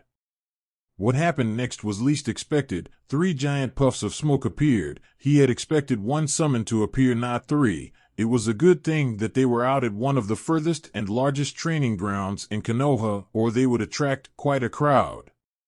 All 3 puffs of smoke cleared to show 3 giant crows, with Naruto on top of the middle one's head, which was slightly bigger than the other 2. Who dares to summon the crow triplets? Bertram, Bertramus, and Bertrand? That would be me. I guess I put too much chakra into that. The crows looked up on the head of the biggest of them, Bertram, and on his head was a small human. Who are you, and how did you summon us? The crow summoning contract was left to me by my father in his will. I was to sign it when I made Genin, and since I did, I signed it 2 weeks ago, but you 3 are the first crows I summoned. Us? Yep. You must have massive chakra to summon us. Thanks. Anyway, I would like to humbly ask to be allowed to summon the Crow clan since the contract was left to me. Also, my brother down below would like to sign it as well. Pass my test and I, the summon boss of the crows, Bertram, shall allow it. Cool, what test? Look into my eyes and let me see your life through yours. Naruto looked into the eyes of the crow, and he felt like the crow was gazing into his very soul. He felt the crow shiver at the memories of his life. You could tell that he had passed the test before it had even begun if you knew Naruto. You pass. Naruto smiled a true smile. What did you do, though? Simple. I looked into your very soul and saw the best and worst moments of your life and what you did or didn't do to deserve both. Have your brother sign the contract as per our agreement. If he is anything like you, then he will work well with us. A sudden puff of smoke beside Naruto, and there was a small crow that looked just old enough to fly. This is my daughter Corbin. She is quite young and just learned how to fly recently. She shall be your familiar and be the easiest to summon of the crows. He nodded and they all disappeared, leaving Naruto to fall to the ground screaming until he was caught by Itachi, who was laughing at the crow's sense of humor. End flashback. He got to know Corbin quite well since she was as familiar with the crows and found that she didn't like being cooped up at home with the rest of the crows and liked to explore. He explained to her that he would soon be going on missions outside the village and would take her if she wanted. She happily agreed. She grew in strength every day. Naruto had her fly around Konoha several times to increase her wing strength. She of course complained every step of the way, but upon consulting her father he agreed that it was best for her to learn early because it would save her life one day. Naruto shown the crows his Shunshin variation, and they were quite impressed to find he already knew one of the jutsu they taught their summoners. He asked what they meant, and they explained that he accidentally recreated the variation of Shunshin that they teach their summoners. He was quite happy about that. Soon after he found out that the crows were more trap, ambush, and genjutsu-orientated summons. They had maybe 5 battle summons amongst the Crow clan, and he had already summoned 3 of them. Needless to say that Naruto was happy being a crow summoner when they used Genjutsu. Naruto asked Kakashi for a spar in Genjutsu every now and then, just like his letter stated. Kakashi had a normal ninjato type of sword. Naruto found this strange. When asked where the white fan was, Kakashi replied saying it was broken when he lost his teammate in the Third Great Shinobi War, and he found no reason to have it fixed. Naruto disagreed with this and stated that if he saw no reason to have it fixed, was it because he had nothing worth protecting? How could you protect something without a weapon to help? Kakashi went on to tell him about the incident and how he lost his right eye before his teammate allowed him to transplant a Sharingan eye into his eye socket from his deceased teammate. Naruto came to the conclusion that the Sharingan eye and his father's white fang blade were a reminder of bad times that he didn't want to relive. Naruto asked him if he could see his father's blade or what was left of it, and against his better judgment he allowed it. What he didn't notice, however, was Naruto had his Sharingan active the whole time to find out how to get to it, since it was obviously well hidden. He had planned on getting it fixed himself and giving it back to him as a present. That was just over 3 weeks ago, and he was due to pick it up later today. Right now he was currently with his team, and he used the word team ever so loosely. They were waiting for Kakashi to appear at the training grounds and was due to appear any minute now. Sakura was still in her fangirl dress, which was pink. I mean, come the fuck on, pink. That's just as bad as neon orange that Naruto used to wear. Sasuke was in his white shorts with a dark blue high-collar shirt with the Uchiha clan emblem on the back, meaning that he had passed the rite of passage from within the Uchiha clan of learning the C-rank Jutsu Katan, Gokaki no Jutsu. Naruto had swapped up his wardrobe after his mother moaning that he was still wearing the same thing for the last 8 years. Sadly, Itachi agreed and told him to get a new set of clothes. It was a sad day. He liked his old clothes. Now he wore black umbu cargo trousers with a loose red belt that hung down at one side. He had foregone his normal t-shirt and chose to wear a dark orange/red hoodie that could be zipped up or left open. He tended to leave it open just to mess with people. To finish the look, he wore a necklace that his mother got for his last birthday. The necklace itself wasn't that extravagant, but it was well designed and well made by a personal jeweler in Stone Country. Like Tsunade's, it sat on an old-looking piece of rope/string made from thick leather with 3 crystals, and in between each crystal was 2 balls of smaller crystals holding the bigger ones in place. On the back of each crystal was an emblem of each clan he represented: Namikaze, Uzumaki, and Uchiha. He couldn't wear any but the Uzumaki out in public yet, so Mikoto got him this so that he could still wear his clan emblems with pride. He wore his dual chakra sabers on different locations on his body. He had a triangle-shaped harness that allowed for ease of access when in battle. One saber was aligned horizontally ready to be drawn in reverse grip, whilst the second was aligned diagonally left ready to be drawn from the left side. Unfortunately for Naruto, this new look sort of got him quite a bit of attention from girls his age, and although he didn't mind the attention, he didn't want it, and thanked the gods he knew Shenshin for difficult times. Fangirls, even he had them. Apparently they were something every Uchiha male had to deal with, even the part Uchiha apparently.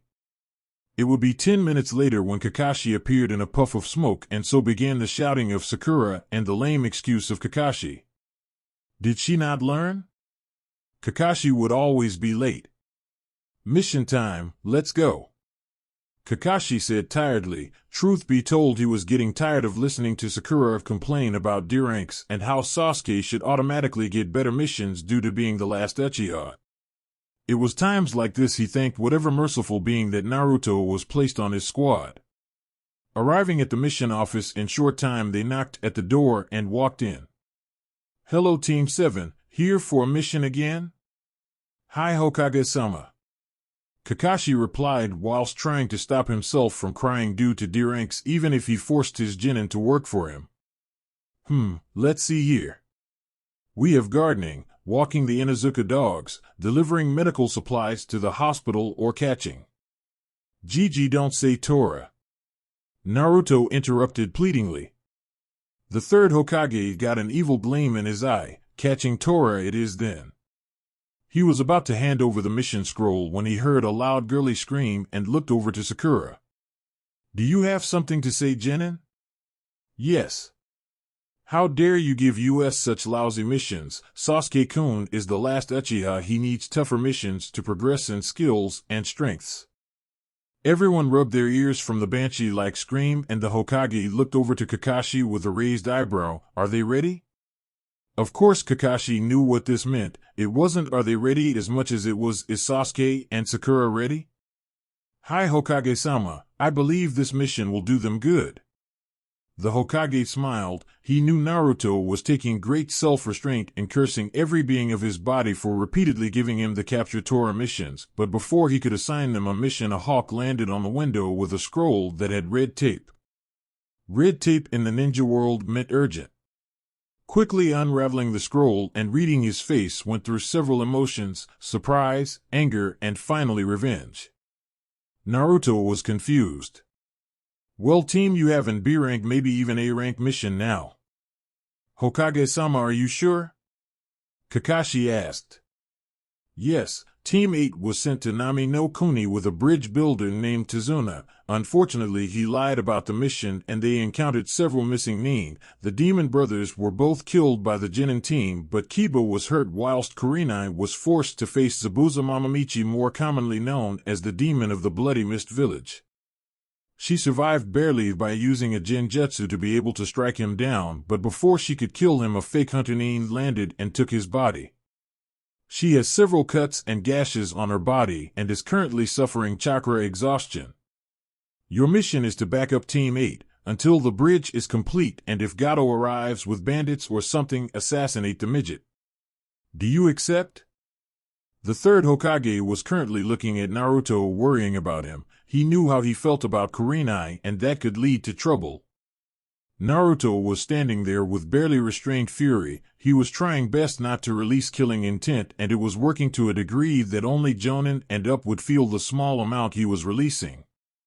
His eyes hardened, and they were morphing between his normal blue eyes and his red Sharingan, showing his rage. It was a good thing he was behind everyone else. We accept, Hokage-sama, Naruto stated in a serious voice. Meet at the gate in 1 hour, Naruto said before vanishing in a flock of crows, surprising the genin in the room. He didn't care at the moment about showing off. All this meant was he was angry. Aren't I supposed to give the orders? Kakashi asked, to no one in particularly. Leave him be, Kakashi. You know what he is thinking right now. Watch him. Hi, Hokage-sama. You hear Naruto? 1 hour front gate. With Naruto. Naruto arrived home with haste. Ka-san, he shouted. Mikoto was in the back garden, and she heard her son shout, which meant he was rather angry. He never raised his voice unless someone annoyed him beyond his limits. She hurried through the house to the door to see her son with his Sharingan blazing. What's wrong? Team 8 was ambushed by Zabuza Mamamichi because the client lied about mission parameters. Kurenai is hurt and my team is going to back them up. Now she knew what was wrong. The woman he cared for was hurt and he could do nothing to help her at this moment in time. How are Itachi's eyes nowadays? She was caught off guard by the question. His eyesight is getting worse by the day due to the constant use of his mangekyo. Why? When we get back we will do the transplant. I might need my mangekyo in this mission, and if Zabuza dares hurt my friends I will make his life hell before he dies, he said with such venom. She nodded and left him to pack. 20 minutes later he came down with 3 scrolls and a holder on his left leg, presumably full with equipment. He hugged his mother and said goodbye whilst telling her he will be careful before shining to the Hokage's office for a quick word. Hello again, Naruto. What can I do for you today? When Itachi gets back, please take him off mission at the moment. We will need to do the transplant. So soon? Well, not for me. Itachi's eyes are getting worse because Umbu forces him to use them on tough missions to save his comrades. However, I will be using them this mission on purpose, even if I don't need to, for the single reason to kill Zabuza Mamamichi. He will learn not to mess with people who I cherish. The Hokage nodded in understanding. He and Kurenai became quite close in the past years, and although they weren't dating, it was only a matter of time, and everyone that knew them knew it. Naruto shunshined to the gate and waited on his team. Everyone except Sakura arrived on time, which was a change. She arrived 15 minutes late carrying a suitcase. Naruto had a tick mark above his eye showing how increasingly annoyed he was becoming. Sakura. Yes? What is in the suitcase? Oh, you know, clothes, makeup, shampoo, different sets of shoes and other things that aren't ninja related. Why? To look my best for Sasuke-kun, of course, Yubaka. Naruto was about to explode at this girl, and she said something that pushed him over the edge. Of course, a clan less dope like you wouldn't know anything about looking good for someone they loved. Kakashi inwardly cringed and waited for the shitstorm that was about to be unleashed. He knew Naruto well, and some things you just don't say around him, but this wasn't one of them. No, this was 2 months of built-up aggression raging to the surface about Sakura. Listen here, you pink-haired banshee of a fangirl, my friends and a woman I care about deeply are waiting to get help out there because a dick of a client lied about the mission, and here we are waiting for you to turn up only to be 15 fucking minutes late. And what for? Makeup. I swear to God, if they die because of your bullshit, I will kill you in front of your family whilst torturing your banshee of a mother in front of you before your death. The last thing you will ever see is me smiling whilst I get you. Do you understand me?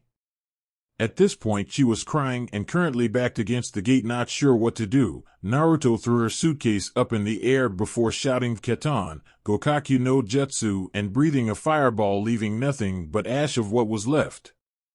Let's move out, Kakashi said, hoping to ease the tension. They fell into line with Naruto after Kakashi and Sasuke smirking all the way after Naruto with a scared Sakura crying about her stuff after Sasuke. It took about 4 hours for them to reach Wave, and it didn't do much to calm Naruto's rage. The town of Wave was a poverty-stricken place with children begging on the street. It reminded Naruto of his idiot mask from when he was younger. He sighed, let's find this Tazuna and get this done. I'm itching to fight a certain sword wielder. They found Tazuna's house half an hour later by asking in town. They were reluctant to tell, but after showing them their headbands and saying they were from Konoha to reinforce the team that was already here, they agreed rapidly. Knocking on the door, a woman in her late 20s opened. Hello? Hi, I'm Kakashi Hatake, Jonin Sensei for Squad 7. We are here to back up Squad 8. She smiled. Okay, they are in the living room. He nodded and walked in with his students following behind. They saw all 3 of the students resting on the couch/floor with Akamaru on Kiba's head. They all looked worse for wear. Kiba had a ripped jacket. Hinata had a small bit of blood on her arm, meaning she was hit by some small weapon, probably a Senbon needle or something from the fake hunter, and Shino looked like he was suffering chakra exhaustion. Hello, where is Kurenai? Kakashi asked. They all pointed upstairs. Kakashi and Naruto walked up without their team due to Sakura and Sasuke not really caring. When they walked in the room, Naruto's feature automatically became hard, and he was already visualizing ways he could kill this demon of the mist. Kurenai was laying down asleep, but her dress was ripped on the stomach, and you could see clearly that there was a rather deep cut on the abdomen that wasn't healing right. Naruto sighed. He was going to do something really stupid. Kakashi, I'm going to scout the island and find Gato's base. I won't engage and report back to you. We both know I can do it without being spotted, and the team needs training. We need to know where they are and when they will attack. He reluctantly agreed. He knew Naruto's stealth was superb. Hell, he could probably steal the Forbidden Scroll from the Hokage's office without being caught and get halfway to IWA without the Hokage knowing it was missing. Fine, no fighting though. I know how mad you are, but please don't do something stupid. Fine, also I have a gift for you. Call it insurance to my comrades' protection in the future, he said whilst taking a scroll from his pouch and giving it to Kakashi before walking out. Naruto walked down to the room and explained everything. Kurenai is out for at least half a week. Kakashi is going to train you, and I'm going scouting as per orders, Ja-ne, he said before disappearing into a puff of smoke. Up in the room, Kakashi was opening the scroll, and out popped something he thought he would never see again, his father's chakra saber, the white fang fixed in its holster. He smiled, sneaky brat, and attached it to his back.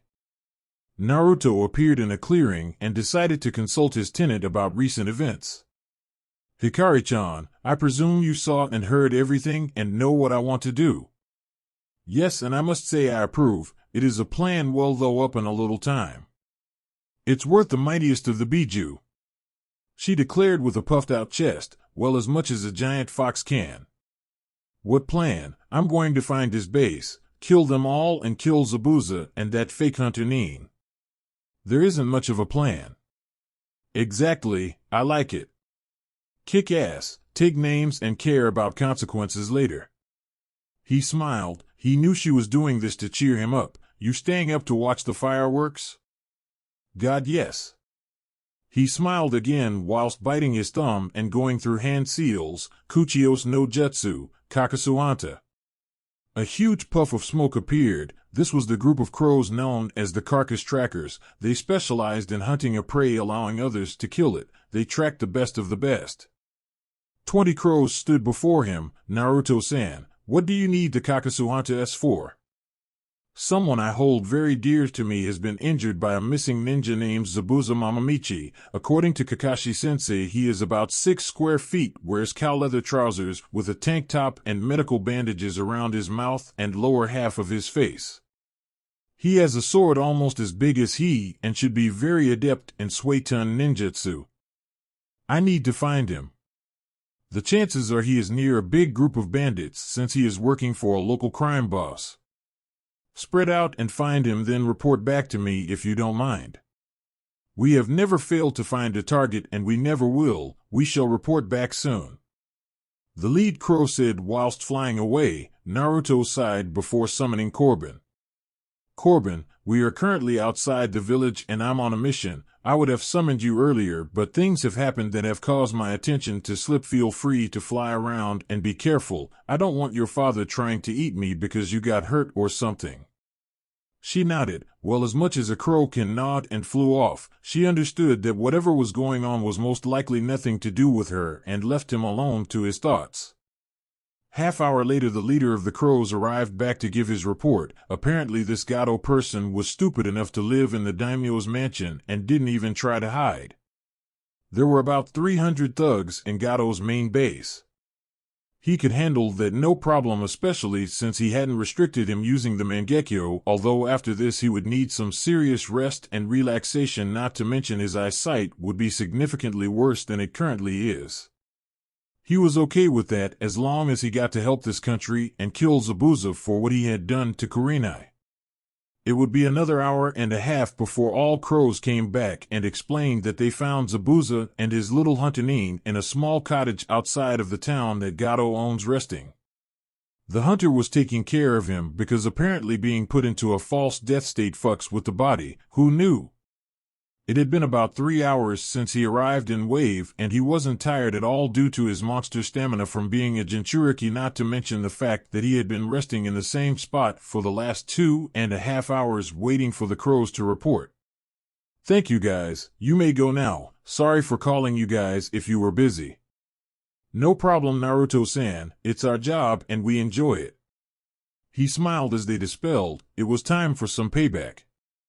It would take half-hour to reach Zabuza's little hideaway, and then he had to check for guards and eliminate them before he could proceed. He stopped and sent out 5 Kagebushin using his unique hinge as birds and rats to scout around the building and inside it if need be. He was sure Gato wouldn't leave Zabuza unattended since he was paying for his services, and he was right. There were 3 guards. 1 on the roof and 2 at the door. The number seemed awfully low to him, but if he had to guess he would say that Gato didn't want to waste manpower on a missing Nin. Sending hand signals to the clones to eliminate the target quietly, they did so. The 1 on the roof got a kunai covered in Raiton chakra to the skull, whilst the 2 at the door both had their necks snapped. Those weren't his first kills. No Itachi called a favor in with the Hokage when he was younger and had Naruto kill a prisoner that was due to be executed to get over the first kill issue, but that didn't mean he had to like it. He sighed. Before the night was out, his hands were going to be covered in blood. Naruto covered his eyes in a powerful Genjutsu whilst activating his Sharingan. One of them may get away. There was no need to have rumors spread about a Sharingan wielder with blonde hair. Dropping from the roof to the floor, he just stood there. They didn't even notice him. Zabuza, he said in nothing more than a whisper. Zabuza, he said a bit louder this time. Zabuza turned his head. Zabuza, he shouted. This defiantly got his attention. Who are you, Gaki, and where are you? I am Naruto Uzumaki.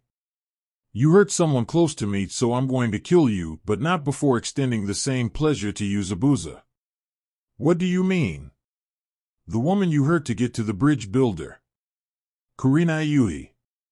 I care for her, and you hurt her. So you think you can just come in here and kill me, do you? He said, looking around hoping to find this mystery voice. Yes, he heard, and nothing more than a whisper in his ear. He turned to see nothing there. He turned again to see a chair with his adoptive son tied to it. This Hunter Nin is important to you, isn't he? I can see it on your face, Zabuza Mamamichi, demon of the mist. Not at all, Gaki. Do what you want. I plan to. He said before stabbing Haku in the leg with a kunai, and Zabuza shouted. I thought he wasn't important to you, Zabuza. I lied. Obviously. You are going to die today, Zabuza, but the question is, will your adoptive son die with you, or will he run from me and spread the word about me? Naruto said, dispelling the genjutsu he had on Zabuza to show he was alone in the room. I will not die today, brat. I will find you and kill you. Will you now? Come outside, let me see what kind of demon you are.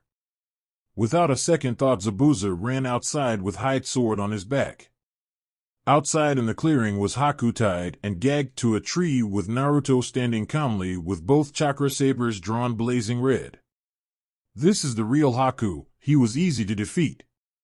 Now before we start, I have a question, Zabuza. How does it feel to be a chick? What? He looked down and saw he had high C-cup breasts, and his voice was slightly higher than normal. I hate genjutsu. You mad, bro? Dispelling the genjutsu, Naruto got into stance. This is the first time these sabers have been used outside training. Give me a good fight. Immediately Zabuza went through hand signs Kirigakure no Jutsu. A thick mist rolled in around the fighters, or so Zabuza thought. He didn't know that he was still in a genjutsu that reacted to his jutsu, a Sharingan genjutsu that Naruto came up with in his spare time. If he knew what the jutsu did and what its name was, then the users supplied the hand seals, thus making them think they are fighting for real when they aren't. Zabuza, I said a good fight, he said before blowing a stream of condensed wind at the fog, clearing it away from the field. They clashed blades, and Naruto had to admit, Zabuza was strong and had an advantage due to height. The clash of the Genjutsu blades was going on for about 5 minutes, and Naruto was starting to lose due to speed. He wasn't going to have that, so he dropped his weights down to 30 kg and left his resistance seals intact. Using the newfound speed boost from his weights, Naruto rushed Zabuza and nicked the back of his kneecaps, forcing him to the ground by cutting the tendons, and he held both his chakra sabers glowing red with his anger at his neck before looking at Haku. Watch him die and then feel the pain I felt when you tried to hurt someone precious to me. With it he slit his throat, and Haku tried to scream but couldn't, and then it was all over. They were back standing where they began, and Zabuza was panting and looking at a smirking Naruto. What the fuck was that? Genjutsu. So you aren't good in nin, tai, or kenjutsu? I take offense to that. Of course I am, moron. The skills I displayed in the genjutsu were relative to my skills. I tire of this fighting. You bore me, demon of the mist. Allow me to show you a real demon. His eyes turned into his mangekyo Sharingan under the genjutsu before locking eyes with Zabuza. Tsukuyami, he declared. Before Zabuza knew it, he was tied to a post with his arms stretched out, and he couldn't move or break free. Welcome to my world, Zabuza Mamamichi. In this world, I am God. I control everything.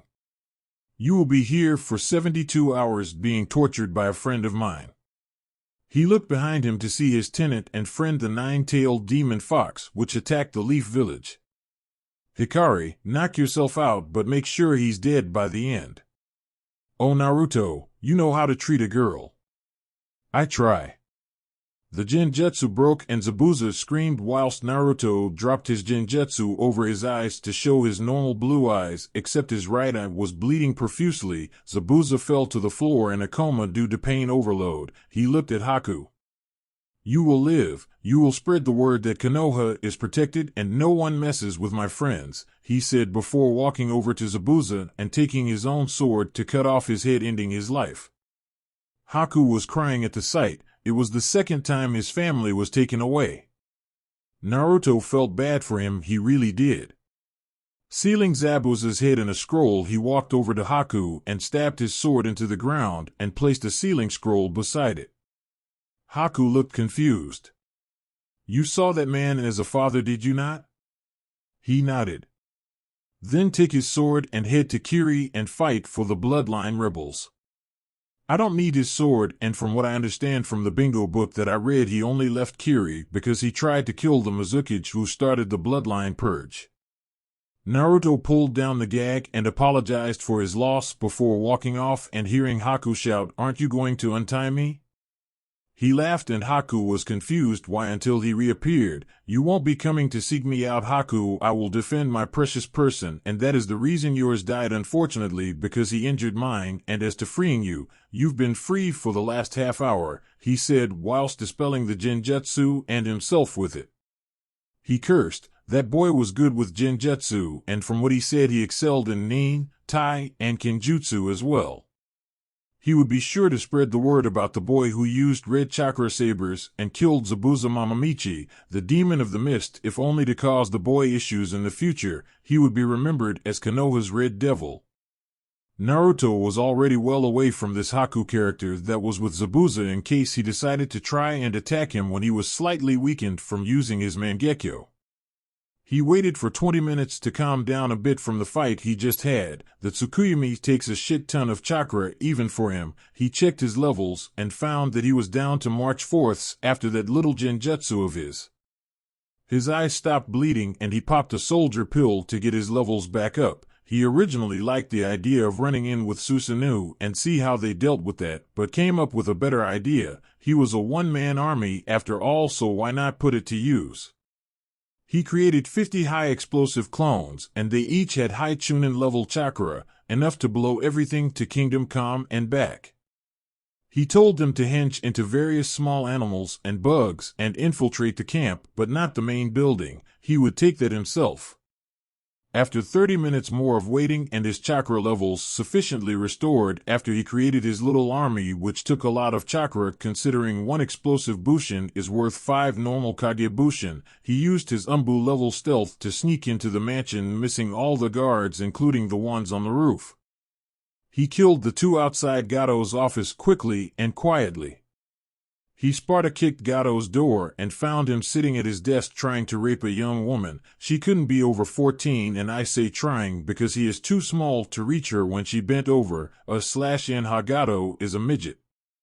Gato looked over to the door and found a man covered in blood, but none of his guards screamed, so it couldn't have been them. It must have been his earlier fight with Zabuza, Naruto mused.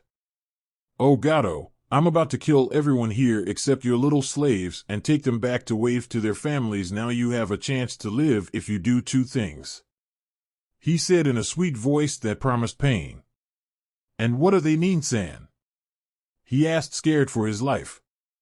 1. You will sign over your company to Konoha, where it will be passed down to the respective Kage at the time, and 2. I'm going to raid your vault for stuff because I can. Deal. He shouted rather quickly, already drawing up the paperwork. It seemed this worm knew when he was either beat or when to save his life. The woman that he was trying to rape hugged him closely, and he just told her to get dressed and wait outside. He explained that the guards were dead, so it was fine. After signing the paperwork, his eyes shifted again. Amaterasu, he said as black flames consumed Gato's body. He walked away muttering, I said you had a chance, that didn't mean you would. Naruto walked downstairs towards the vaults whilst clutching his left eye. It was bleeding profusely due to the mangekyo. Just as it stopped, he arrived at the vaults. He killed the 2 guards and walked into the vaults. Gato was nice enough to give him the combination before he died. The walls were lined with scrolls from different villages, rare jutsu that he couldn't use due to not being a ninja but kept for sales purposes. Different elements, Raiton, Suiton, Doton, Katan, and Futon. There were even a few Mokuton which surprised him. He came to the conclusion that someone stole them from the Senju clan. Their loss is gain. He filled a spare storage scroll he had with about 700,000 ryo that was laying in the vault before filling another with the rest. He would have the 700,000 one whilst the village would have the other one that had millions of ryo. The woman led him to the slave rooms. Some men were violating the woman and this made him mad, so he killed them quickly and painlessly. When done, he stood in front of them and said, "All right, listen, I am Naruto Uzumaki, a ninja of Konoha. Outside this mansion are about 300 thugs and bandits, and they are about to die. Then I'm taking you back to Wave so you can go home. I will hand a scroll with money from Gato's vaults to the daimyo to help rebuild Wave," he said before creating a clone and dispelling it to let the other clones know it was time to detonate. Blast upon blast was heard outside of the mansion and screams could be heard. He turned to the woman. "It's all right, they were my explosive clones I left to go boom and kill the bandits," he said, calming some of the woman down. The explosions died down and Naruto walked out with the woman behind him into what could only be described as a war zone. There were bodies everywhere, some in pieces and some not. Some were alive, but not for long. The woman hurried up behind the man who calmly walked through the carnage. He turned and told them to get behind him, and when they did he said, "What I'm about to do is going to take a lot out of me, so I will need help walking back to Wave if you don't mind." They all nodded. It was the least they could do for this man who saved them. Naruto smiled and turned to face the mansion with all the bodies in front of it. He closed his eyes and formed the Ram seal to gather his chakra before opening his left eye and shouting Amaterasu. Black flames sprouted from his eyes, covering the mansion and the courtyard in them before they burnt to leave nothing left. He opened his right eye to reveal his mangekyo, and the flames immediately died down, showing no signs that they were ever there except ash on the ground. Naruto stumbled back a bit holding both eyes and grunted. "These mangekyo techniques hurt like a bitch. I hope when I get the eternal that they don't bleed like this." The woman he saved earlier from being raped by Gato caught him and smiled at him. "Arigato." She nodded and started walking with his arm over her shoulder, providing support towards Wave. Halfway there he decided to pop another soldier pill. He knew this was dangerous, but if any of Gato's men were still around then he would need to protect the women. He heard Hikari agree. "I will take care of your body when you sleep, but you will be out for about 3 days. What needs done needs done." Walking into town, he could see that people were walking around. It was about 7 in the morning at the moment, and he had been up all night. He needed rest. Cheering was immediate, and they all said it was thanks to Naruto. He sighed and thanked God that he had enough chakra for a shunshin to Tazuna's. As soon as he reappeared at Tazuna's front door, he fell to a knee and began breathing heavily before coughing up a little bit of blood. He wasn't surprised. It was part of the mangekyo issue that was soon to be solved. He banged on the door twice before he heard footsteps from inside the house. Sakura answered before seeing Naruto and screamed. He inwardly cursed her banshiness. Everyone came running to see Naruto on his knees breathing heavily except Kurenai, who was still asleep due to chakra exhaustion. "Naruto, what the hell, you were meant to scout," said Kakashi. "Would you believe me if I said Zabuza caught me?" he asked pleadingly. The genin seemed to accept this, but Kakashi frowned. "Fuck no, I sent you because I knew you wouldn't be caught." "Fine, I killed Zabuza, went to Gato's mansion, killed him, freed the slaves, killed 300 bandits before burning his mansion to the ground and using too much chakra. So can one of you carry me up to bed?"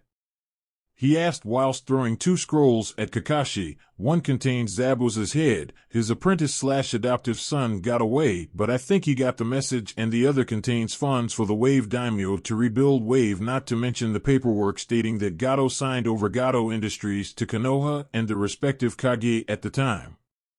"Now someone take me to bed, I'm about to collapse," and with that he closed his eyes and fell face first. No one said anything before Kakashi picked him up and took him to one of the spare bedrooms and let him sleep. It would be 3.5 days until he awoke again. Magic ninja time skip, 3.5 days later. Naruto rolled over in his sleep whilst he grunted. He was half awake and felt pain everywhere. He decided to ask Hikari what happened.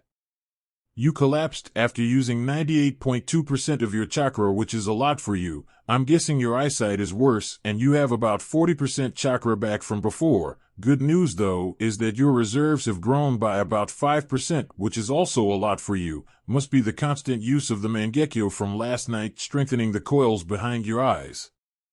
Anything happened whilst I was out? No idea. I was asleep as well. It took quite a bit of chakra to heal you after the soldier pill trick you did. Sorry, Hikari-chan. You know I don't like forcing you to work on my body. I know, but it needed doing, so wake the fuck up and go see the Cyclops.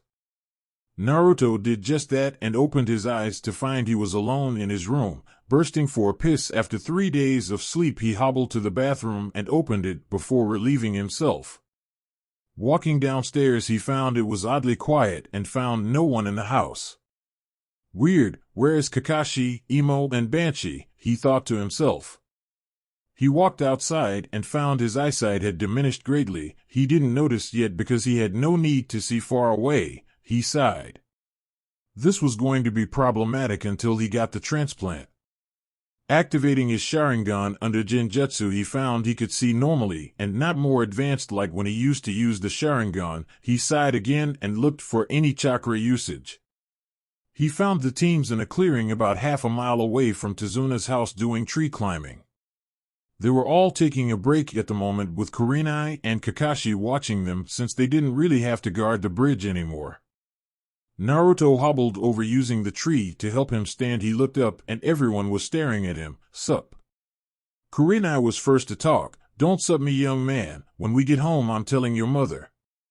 Naruto paled. Anything but that. He hated when she was mad. She was a kind woman until you pissed her off.